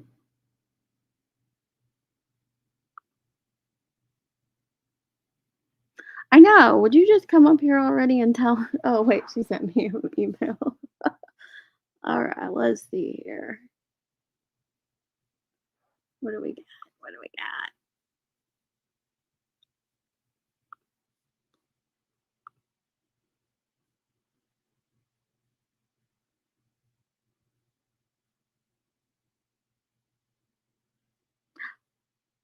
Green? I'll look into that. Okay, she doesn't want me to announce it, but I will look into it. This is why, so I won't announce it.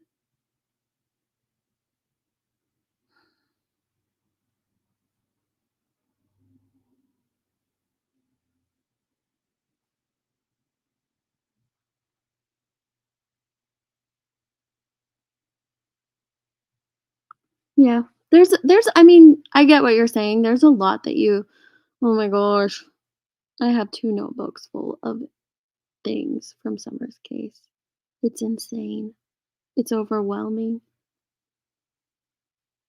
And we're 2 years later. We don't truly know any more than we knew on the very first day she went missing.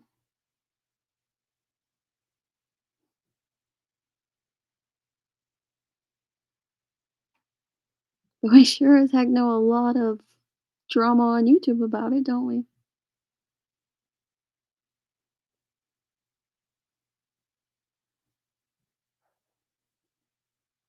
Her case specifically puts me into a lot of different emotions, but um,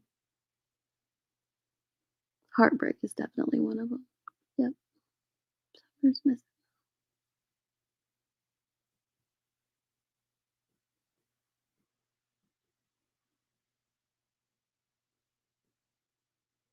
Just trying to see if there was any updates on this submarine before I log off of here.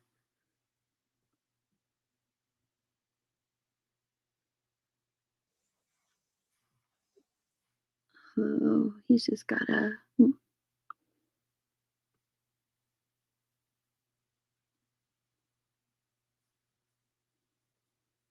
Just trying to see what JB was doing, but yeah, I think that the only update is that there is a debris field that's been spotted. Let me see if I can find any pictures of it right now.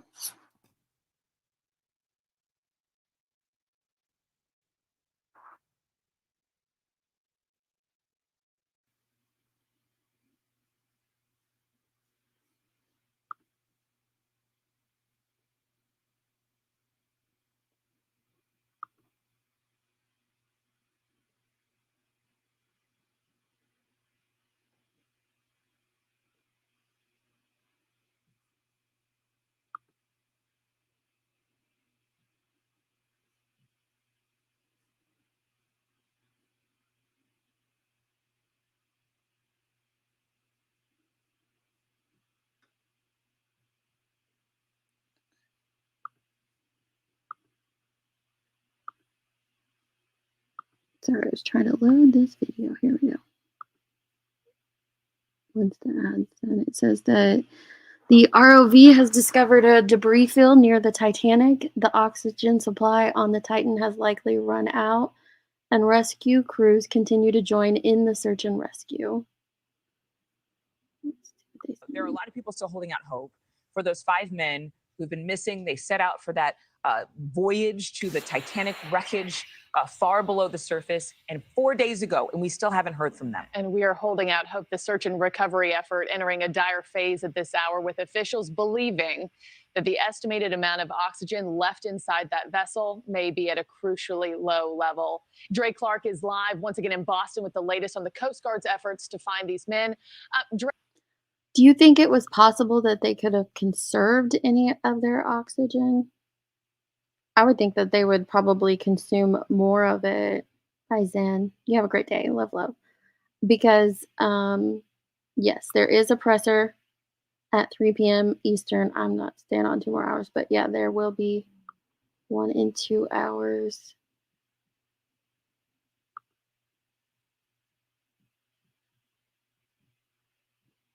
Yeah, I think a lot of people are stuck on that true crime. I know I am.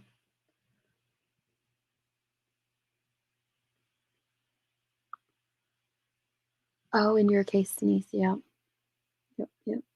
But do you think it's possible that they could have conserved? Like I said, I think it's more likely that, yeah, they found a debris field.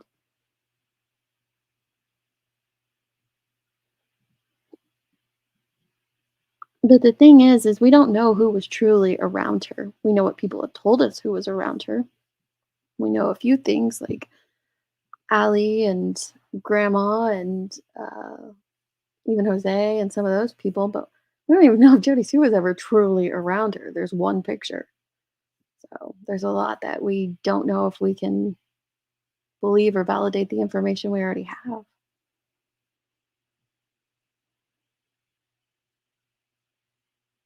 That's what I'm thinking, Kendra, that they would have actually panicked and used more.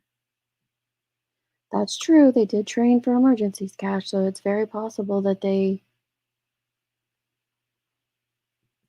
conserved. But now knowing there's a debris field, oof. Okay, let's see. Dre, what's the Coast Guard saying this morning? Well, the Coast Guard is still hopeful. They are still searching. However, it has become a really desperate situation. And as time moves on and the oxygen on board the Titan possibly runs dry this morning, reality is beginning to set in that those 5 men on board the Titan may not make it out alive. But there is still a lot of hope, and crews are still headed to the search area, some of them carrying those ROVs or remotely operated vehicles that are capable of giving searchers a really deep dive look under the water. Meanwhile, the Titan has been missing since Sunday after it plunged into the North Atlantic Ocean. with those 5 men on board headed to take a research tour of the Titanic on the ocean floor, more than 12,000 feet underwater. 1 hour and 45 minutes after its descent, communication stopped on the Titan, leading to what is now one of the most extensive search efforts ever. Military service members from different countries who specialize in water rescues and recoveries are now working together, desperately trying to find the Titan and bring those 5 people home. Surface sonar linked to a Canadian aircraft detected a loud banging sound coming from the search area. The Coast Guard says it's not sure what those noises are, but they came in half-hour intervals. Experts suggesting the noises may have been made by people on board the Titan. Recordings of the noises were sent to a U.S. Navy facility for analysis. But still, many experts believe it will be a miracle to find the 5 men alive. When asked when this search mission turns from a rescue to a recovery, the Coast Guard says they haven't seriously considered that possibility yet.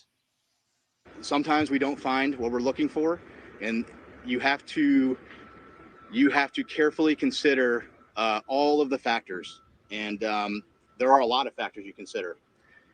And then after you consider all of those factors, sometimes you're in a position where you have to make a tough decision. We're not there yet, but if we continue to search, potentially we could be at that point. But again, we're not there yet, and that's a discussion that we will have with the family long before I'm going to discuss that here publicly. So that was from yesterday. Them saying that, they're not to the point yet where they are gonna call it a recovery mission. But I gotta think that, today's a different story, right? And the U.S. Coast Guard says this search effort is very challenging and complex because of the ever-changing wind and weather conditions, but also reiterating that as it stands right now, this remains a search and rescue effort. Marquis. Do it daily with Health by Habit's science-backed formulas. Need to hit pause and open that stinking ad. Says Horizon Arctic's ROV discovered a debris field on the seafloor near the Titanic wreckage during a search effort Thursday morning, according to the Coast Guard. The government agency said experts within the Unified Command were analyzing the information, but the debris has not yet been identified. Coast Guard presser has been scheduled for 3 Eastern to discuss the findings. We will stream the presser in the video player above. It is unknown what has happened to the missing sub, but if it remains intact, the oxygen supply has likely run out. However, the U.S. Coast Guard's mission has remained a search and rescue effort Thursday morning. As more time passes, the possibility of crews rescuing the 5 people on board the submersible alive remain low. Crews have been holding out hope as more teams make their way to the search area. Some of them carrying ROVs that are capable of giving searchers a deep dive look under the water.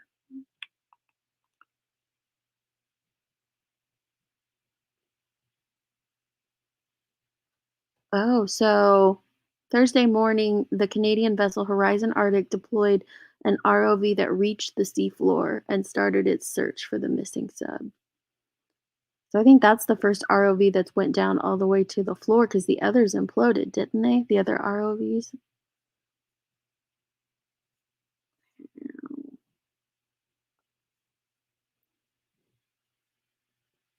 Man, oh man.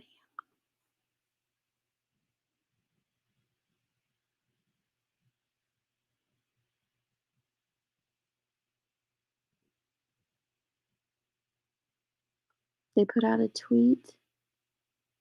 Let me see what they put out real quick.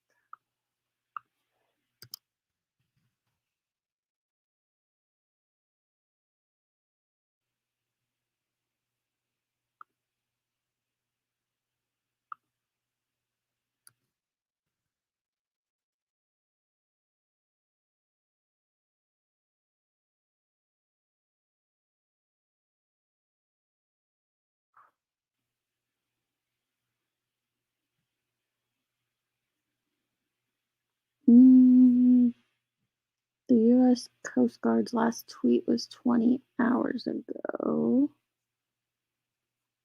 Let me see. There was another Coast Guard in the search.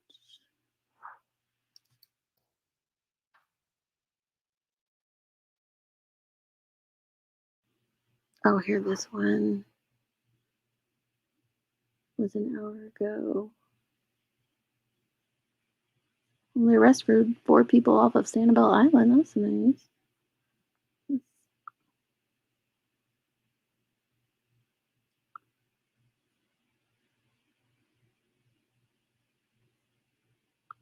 So this is what the Coast Guard tweeted.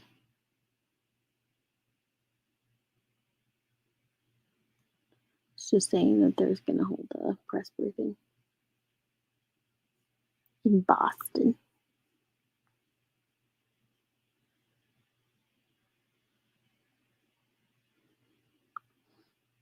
It says they did. It says that Horizon ROV found debris, but they haven't identified who or what the debris belongs to. No, they were only like 8 to 10 hours.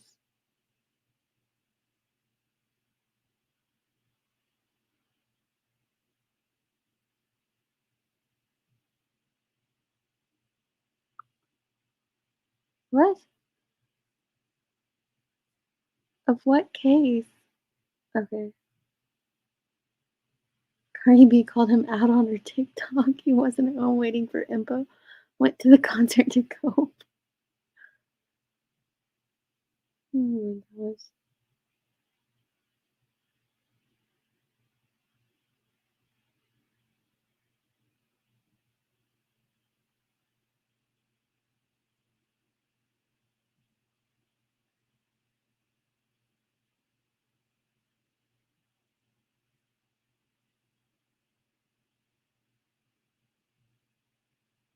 Oh, that's not good, Liza.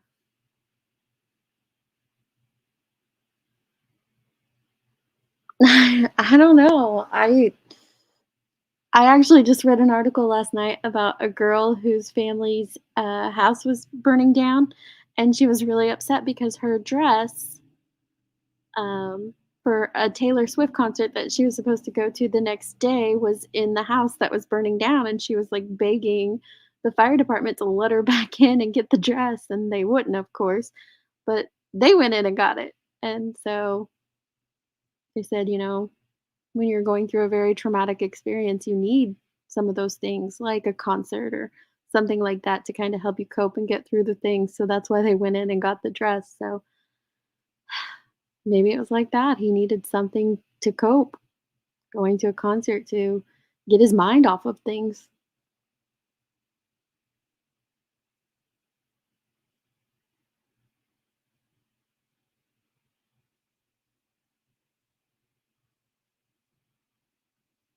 Yeah, I think it's smart to not lay blame right now and to just try to figure out what happened.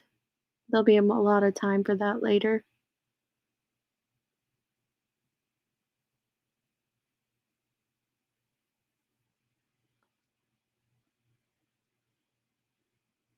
No, that's true, and that is horrible. Thanks, Nanya. How you doing, love?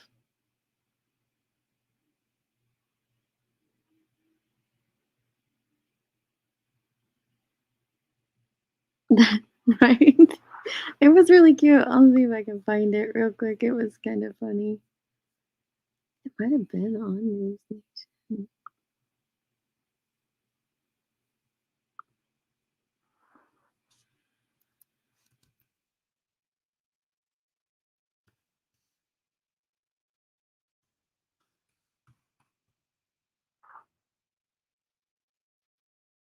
No.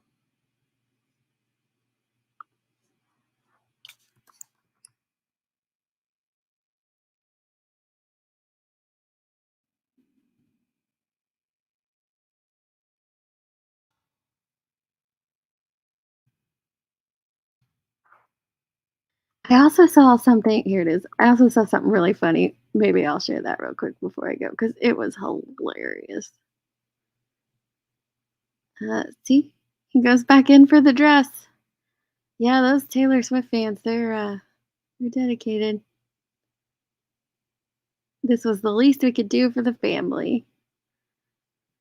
The teen made it out of the burning home before she realized that the dress she planned to wear to see Taylor Swift in concert the following night was still inside. Luckily, firefighters saved it in the nick of time. She was getting ready for bed at home in Frankfort, Illinois, on Saturday night when suddenly the house broke out into flames, according to ABC. Firefighters responded to the scene quickly and got everyone out of the burning home, but it wasn't until Farrell was outside that she realized her dress, which she had planned to wear for the Chicago stop of Swift's Eras tour, wasn't with her. She mentioned her retainer and then, "Oh my god, my dress for the concert."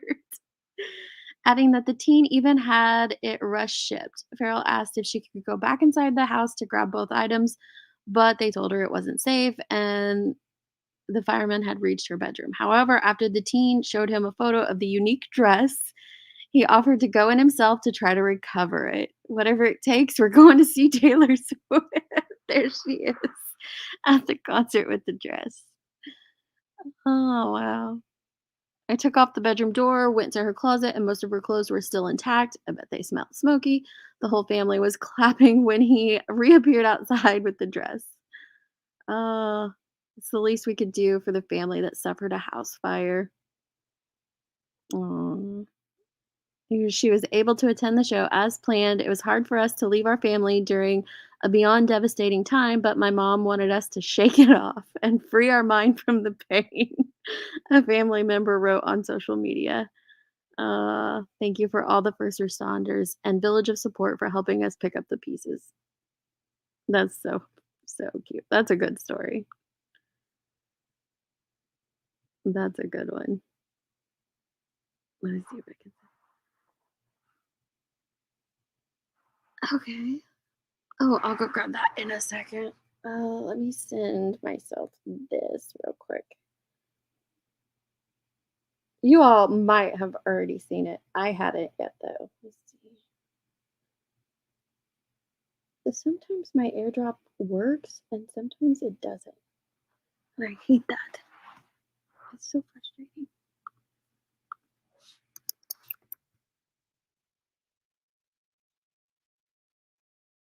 But this computer is like 3 years old, which is like 30 years in technology time, right? Have you guys seen this obituary going around on social media? I have to ask you.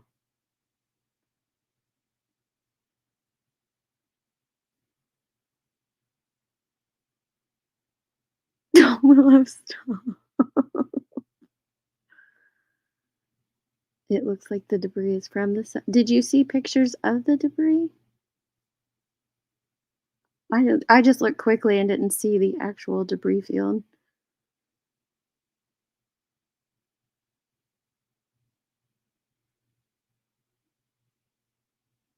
Okay, so this obituary is being shared all around social media.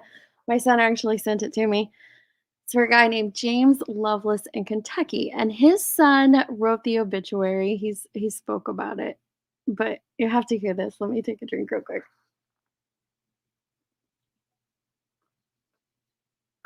Born and raised in Kentucky in 1963, a state that has been recently leaning towards more liberal values, we might add, Jamie, a divorcee, father, grandfather, and proud owner of a few lots in the trailer park, had had enough and up and died on us on June 14th in order to avoid another presidential stolen election mishap in the near future. Let's not make this political, guys. We're just rolling with the funny here. As a gluttonous eater of fried food, this is his obituary on the funeral home website. As a gluttonous eater of fried foods and snack cakes, as well as the occasional chili cheese dog, James tried in vain to give up the ghost by clogging his arteries and having a stroke in 2015. His twin boys, Rocky and Rodney, had other plans and made him go to the hospital. While waiting in the ER at the hospital, he was heard saying, "Let's make a break for it," only to be heard by one of the hospital staff and forced to go through the procedure. He wasn't too excited about the prospect, but went anyway. On many occasions in life, James was seen in his back. This is great. in his backyard at the trailer park during the early hours of the morning, hammering beers, standing over country-style ribs, and yelling, "It's got a head like a cat on it." I don't even know. While nearby neighbors would peek out their windows bearing looks of disgust and amazement as his party guests were slurring remarks about needing to speed up his cooking style. "We've been here since 5 o'clock," they would say. "I've got work in the morning." We don't know if he was married, but he definitely was a ladies' man. There was Kathy, Mary Lou, Tammy, Deborah, Carrie, Tina, etc., etc. "It's the bones," he told us as proudly pointed his skinny, pasty white legs. "Women love a good shin." We think he might even have some females waiting for him on the other side. Jamie loved his family more than anything else in the world, except ice cold bush, room temperature bush, T-bones, New York strip, prime rib, shrimp, swimming, poker, hatchback Mustang GTs, tank tops, Kentucky men's basketball, and his personal copy of Eddie Murphy's Raw. He leaves behind his second favorite son, Rocky. Second favorite, yay. Of Loveless, Rocky Lovelace of Arizona City, and his favorite son, Rodney Lovelace of Science Hill, Kentucky, a younger brother, Joey, and unofficial daughter, Melissa. She's of the trailer park, as well as a pair of old boxers, which have Buttweiser, the King of Rears, printed on the design. He will be moderately missed. He will be moderately missed. The comments under it are they're funny too. If you have time, I'll grab the link if you want to read through all the comments posted on there. His family obviously had the best sense of humor ever. It was so cute. Yeah, his son wrote it. There's an article out there that the son, gave an interview for. He's like, "Yeah, someone asked me to do the obituary," and I'm like, "I've never wrote one of those. What do I do?" And he was told, "Just talk about your dad." And he's like, "So I did. Now people think it's funny, but that's who he was."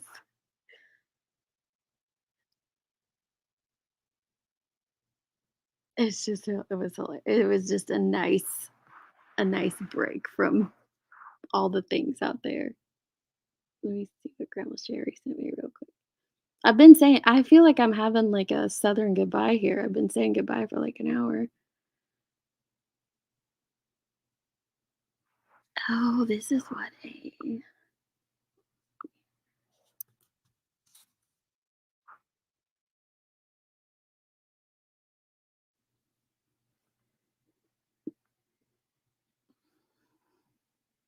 Mm-mm-mm-mm.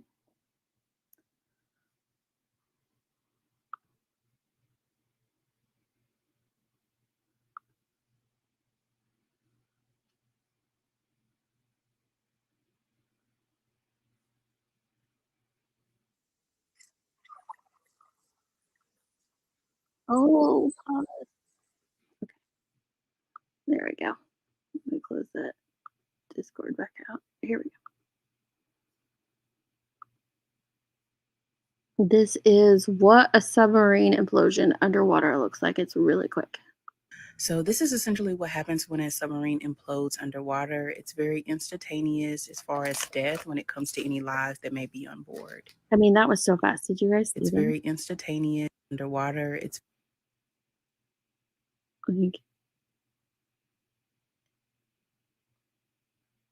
I was thinking it's more I don't know what I was thinking it was, even though it says implosion and not explosion. I don't know why I was picturing an explosion in my head, but yeah, look at how it like sucks in on itself. It's crazy. And then it explodes.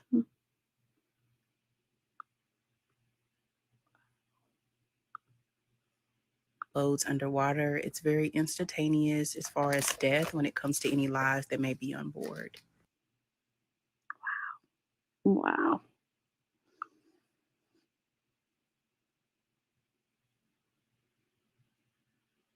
It is real. It's so real. I put it in the chat. It's totally a right. It was a roast, not an obituary.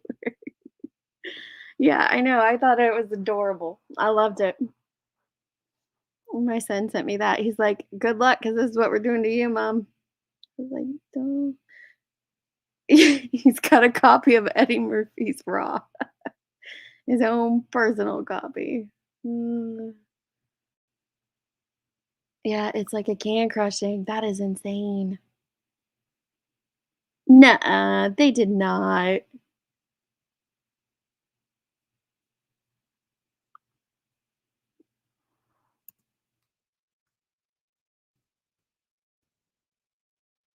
It's like the number one. I put in Simpsons, and the very first thing that pops up is Submarine.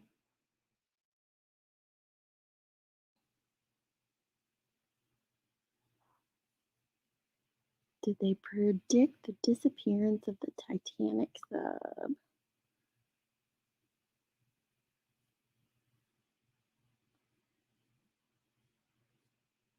Mm.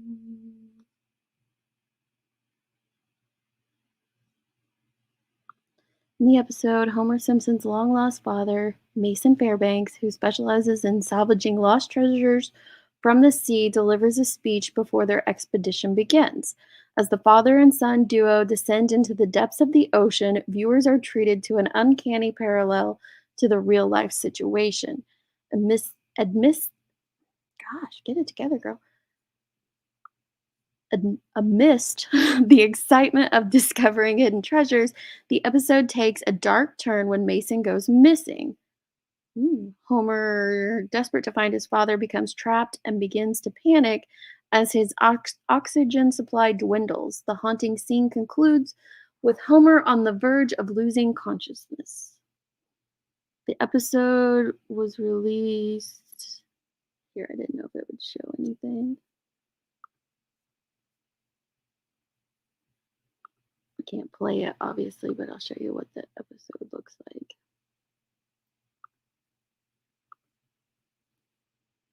It's episode January 8th, 2006, yeah.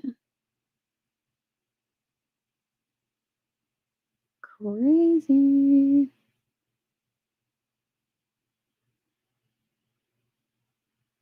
I'll put the link in there. You guys can check it out and play that if you want to.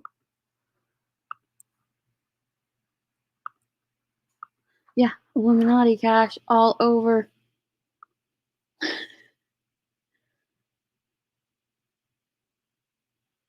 I did see that.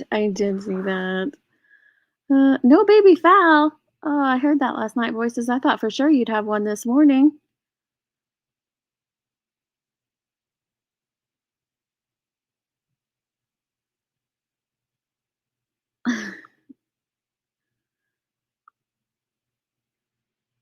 Lisa's on the screen of the front. Oh my gosh, I'll have to watch it. I can't play it, but I'll have to watch it for sure. I'll go back and watch that episode.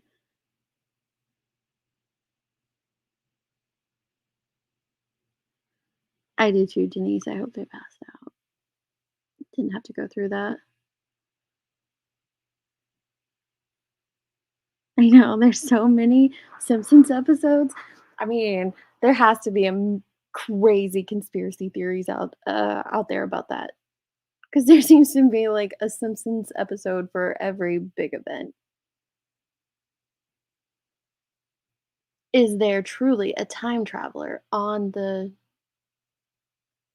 writing team? She's stretching it out. Oh, I thought for sure she'd have her. Cash, are you our conspiracy theorist in here?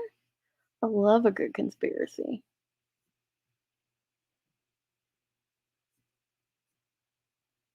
Most of the time you can debunk them, but they're really fun to dig into.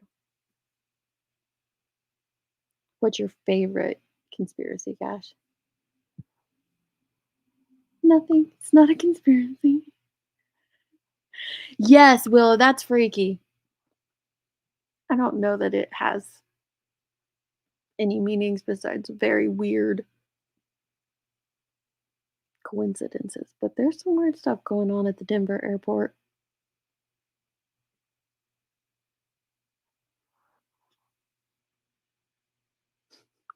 Players. She probably is, so she's milking it, voices. That's your favorite conspiracy? I'll never tell.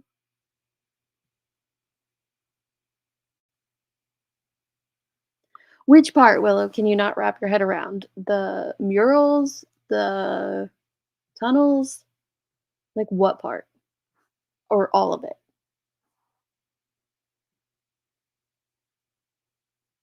Yeah, I go with Occam's razor too, but I do like the conspiracies.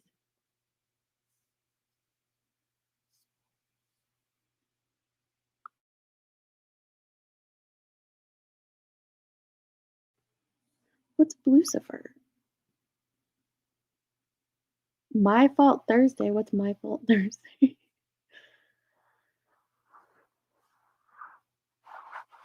Women are a conspiracy. We absolutely are, Cash.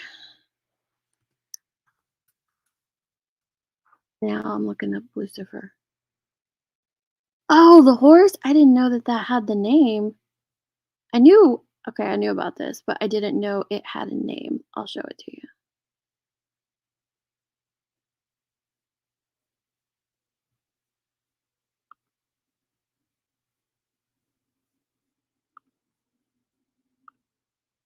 I could talk about conspiracies all day long.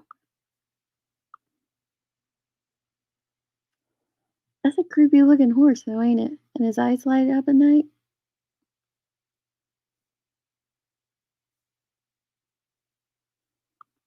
Let me stop for a second because sometimes stuff pops up.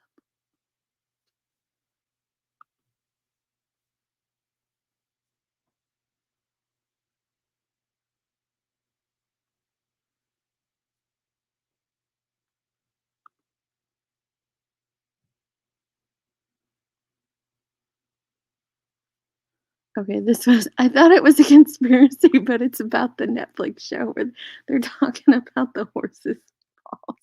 Never mind, I thought it was going to tell us about the conspiracy. Was Lucifer there in 2012? Because I don't remember let me see when it got there. Oh, someone vandalized it.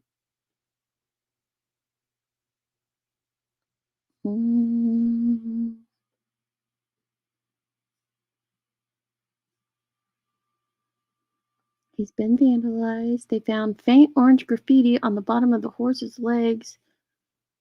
2008 is when he was installed.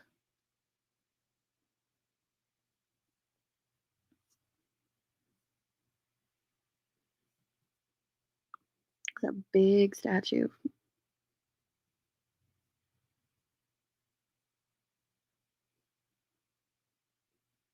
Thank you, Shaggy. I appreciate that.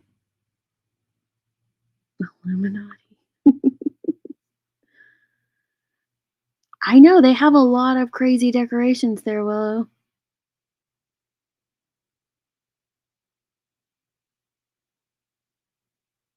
I don't know if their plaques are technically from the Masons.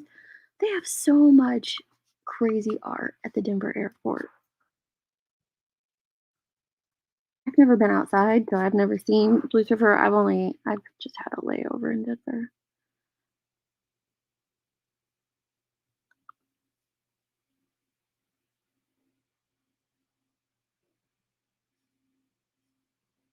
Let me see if I can find an article that has like a bunch of them in there because they're weird.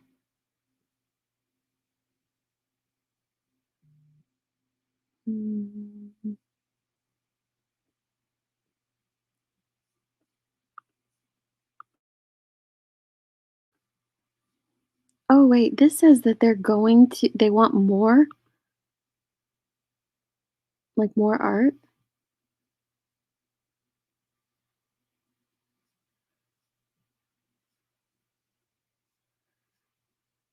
I'm trying to find like an article that has a bunch of the weird pictures, but I'm not seeing one.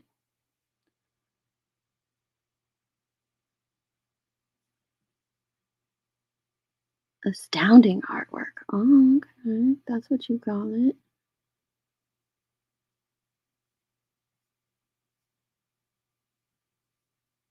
This one's nice. The peace and harmony within nature. That's a pretty good one. Okay, here, this shows a couple. I don't know if it's going to show us some of the controversial ones, but let's see.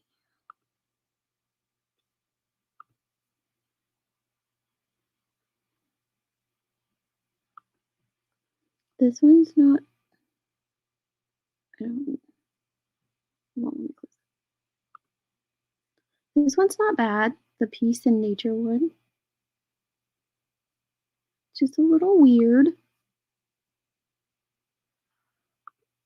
It is weird. It is.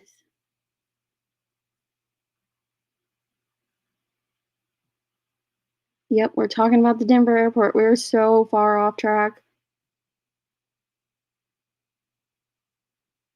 Oh, Margie, I'm so sorry, hon.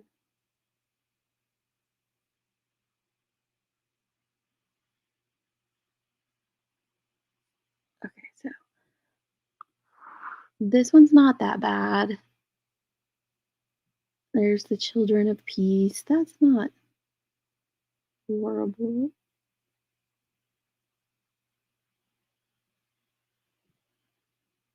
Is it not going to show anyone? This is another good one.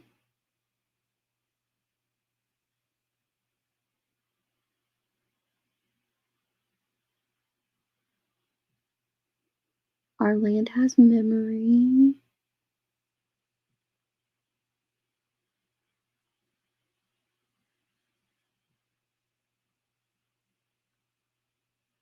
I don't think it's going to show us any of the conspiracy ones, Willow. Okay, what's this? What the heck? What the heck is that? Notre Denver? It's in a suitcase. I just realized it was in a suitcase. What the heck?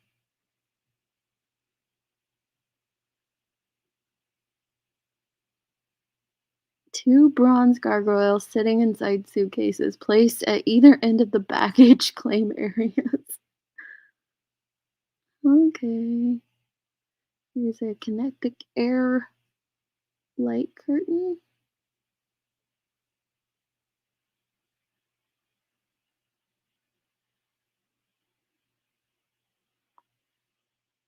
Huh. There's the Mustang. In the middle of the project, a piece of the sculpture fell upon Luis, who was the artist, crushing his legs and splitting an artery. After his passing, his sons took over the completion of the project. The sculpture is meant to represent the power and freedom of the American Mustang. Oof. Hmm.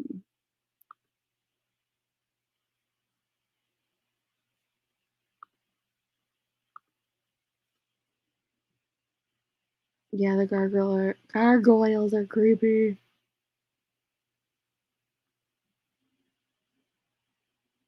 Okay, let me see if I can find the NWO mural.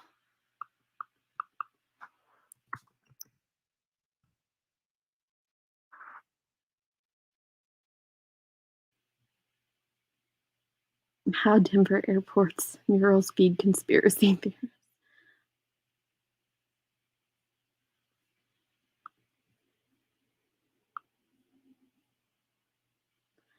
Oh, so they're saying that the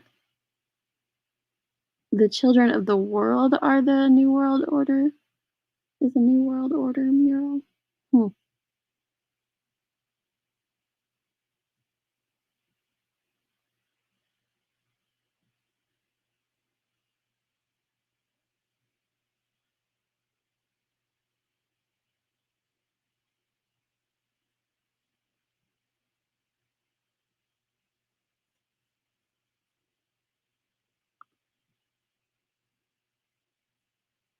I think they took this one down. Okay, is this the one you were talking about? Well, I think that they got rid of it.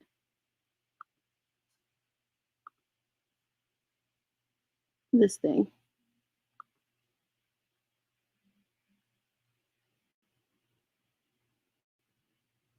I don't know what the heck they were doing with that one.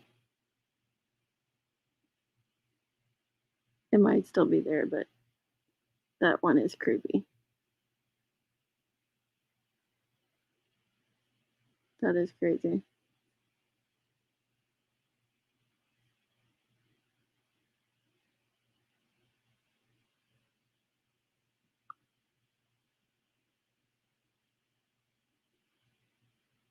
The time capsule beneath this stone contains messages and memorabilia to the people of Colorado in 2094. New World Airport Commission contributors. Mm.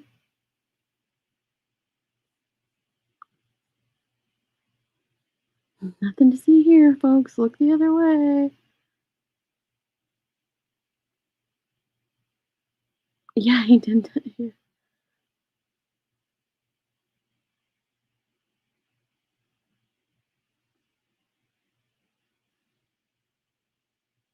It is crazy. The very bizarre ones.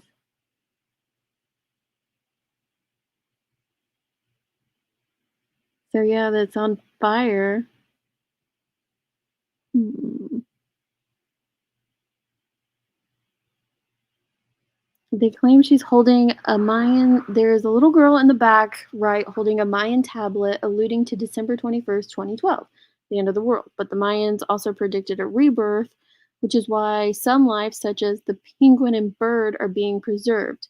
Oh, and let's not overlook the city being destroyed in the background. Hmm.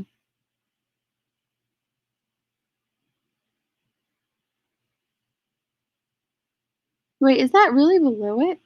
All of the children of the world bring in the weapons from their country, handing them to a German boy. The gas mask man from the previous scene is now dead. Two doves perched on his body. All of the children appear to be relieved. The deeper metaphor is the return to peace, a rebirth. There will be no more need for weapons in the new world. Oh, he does have like a.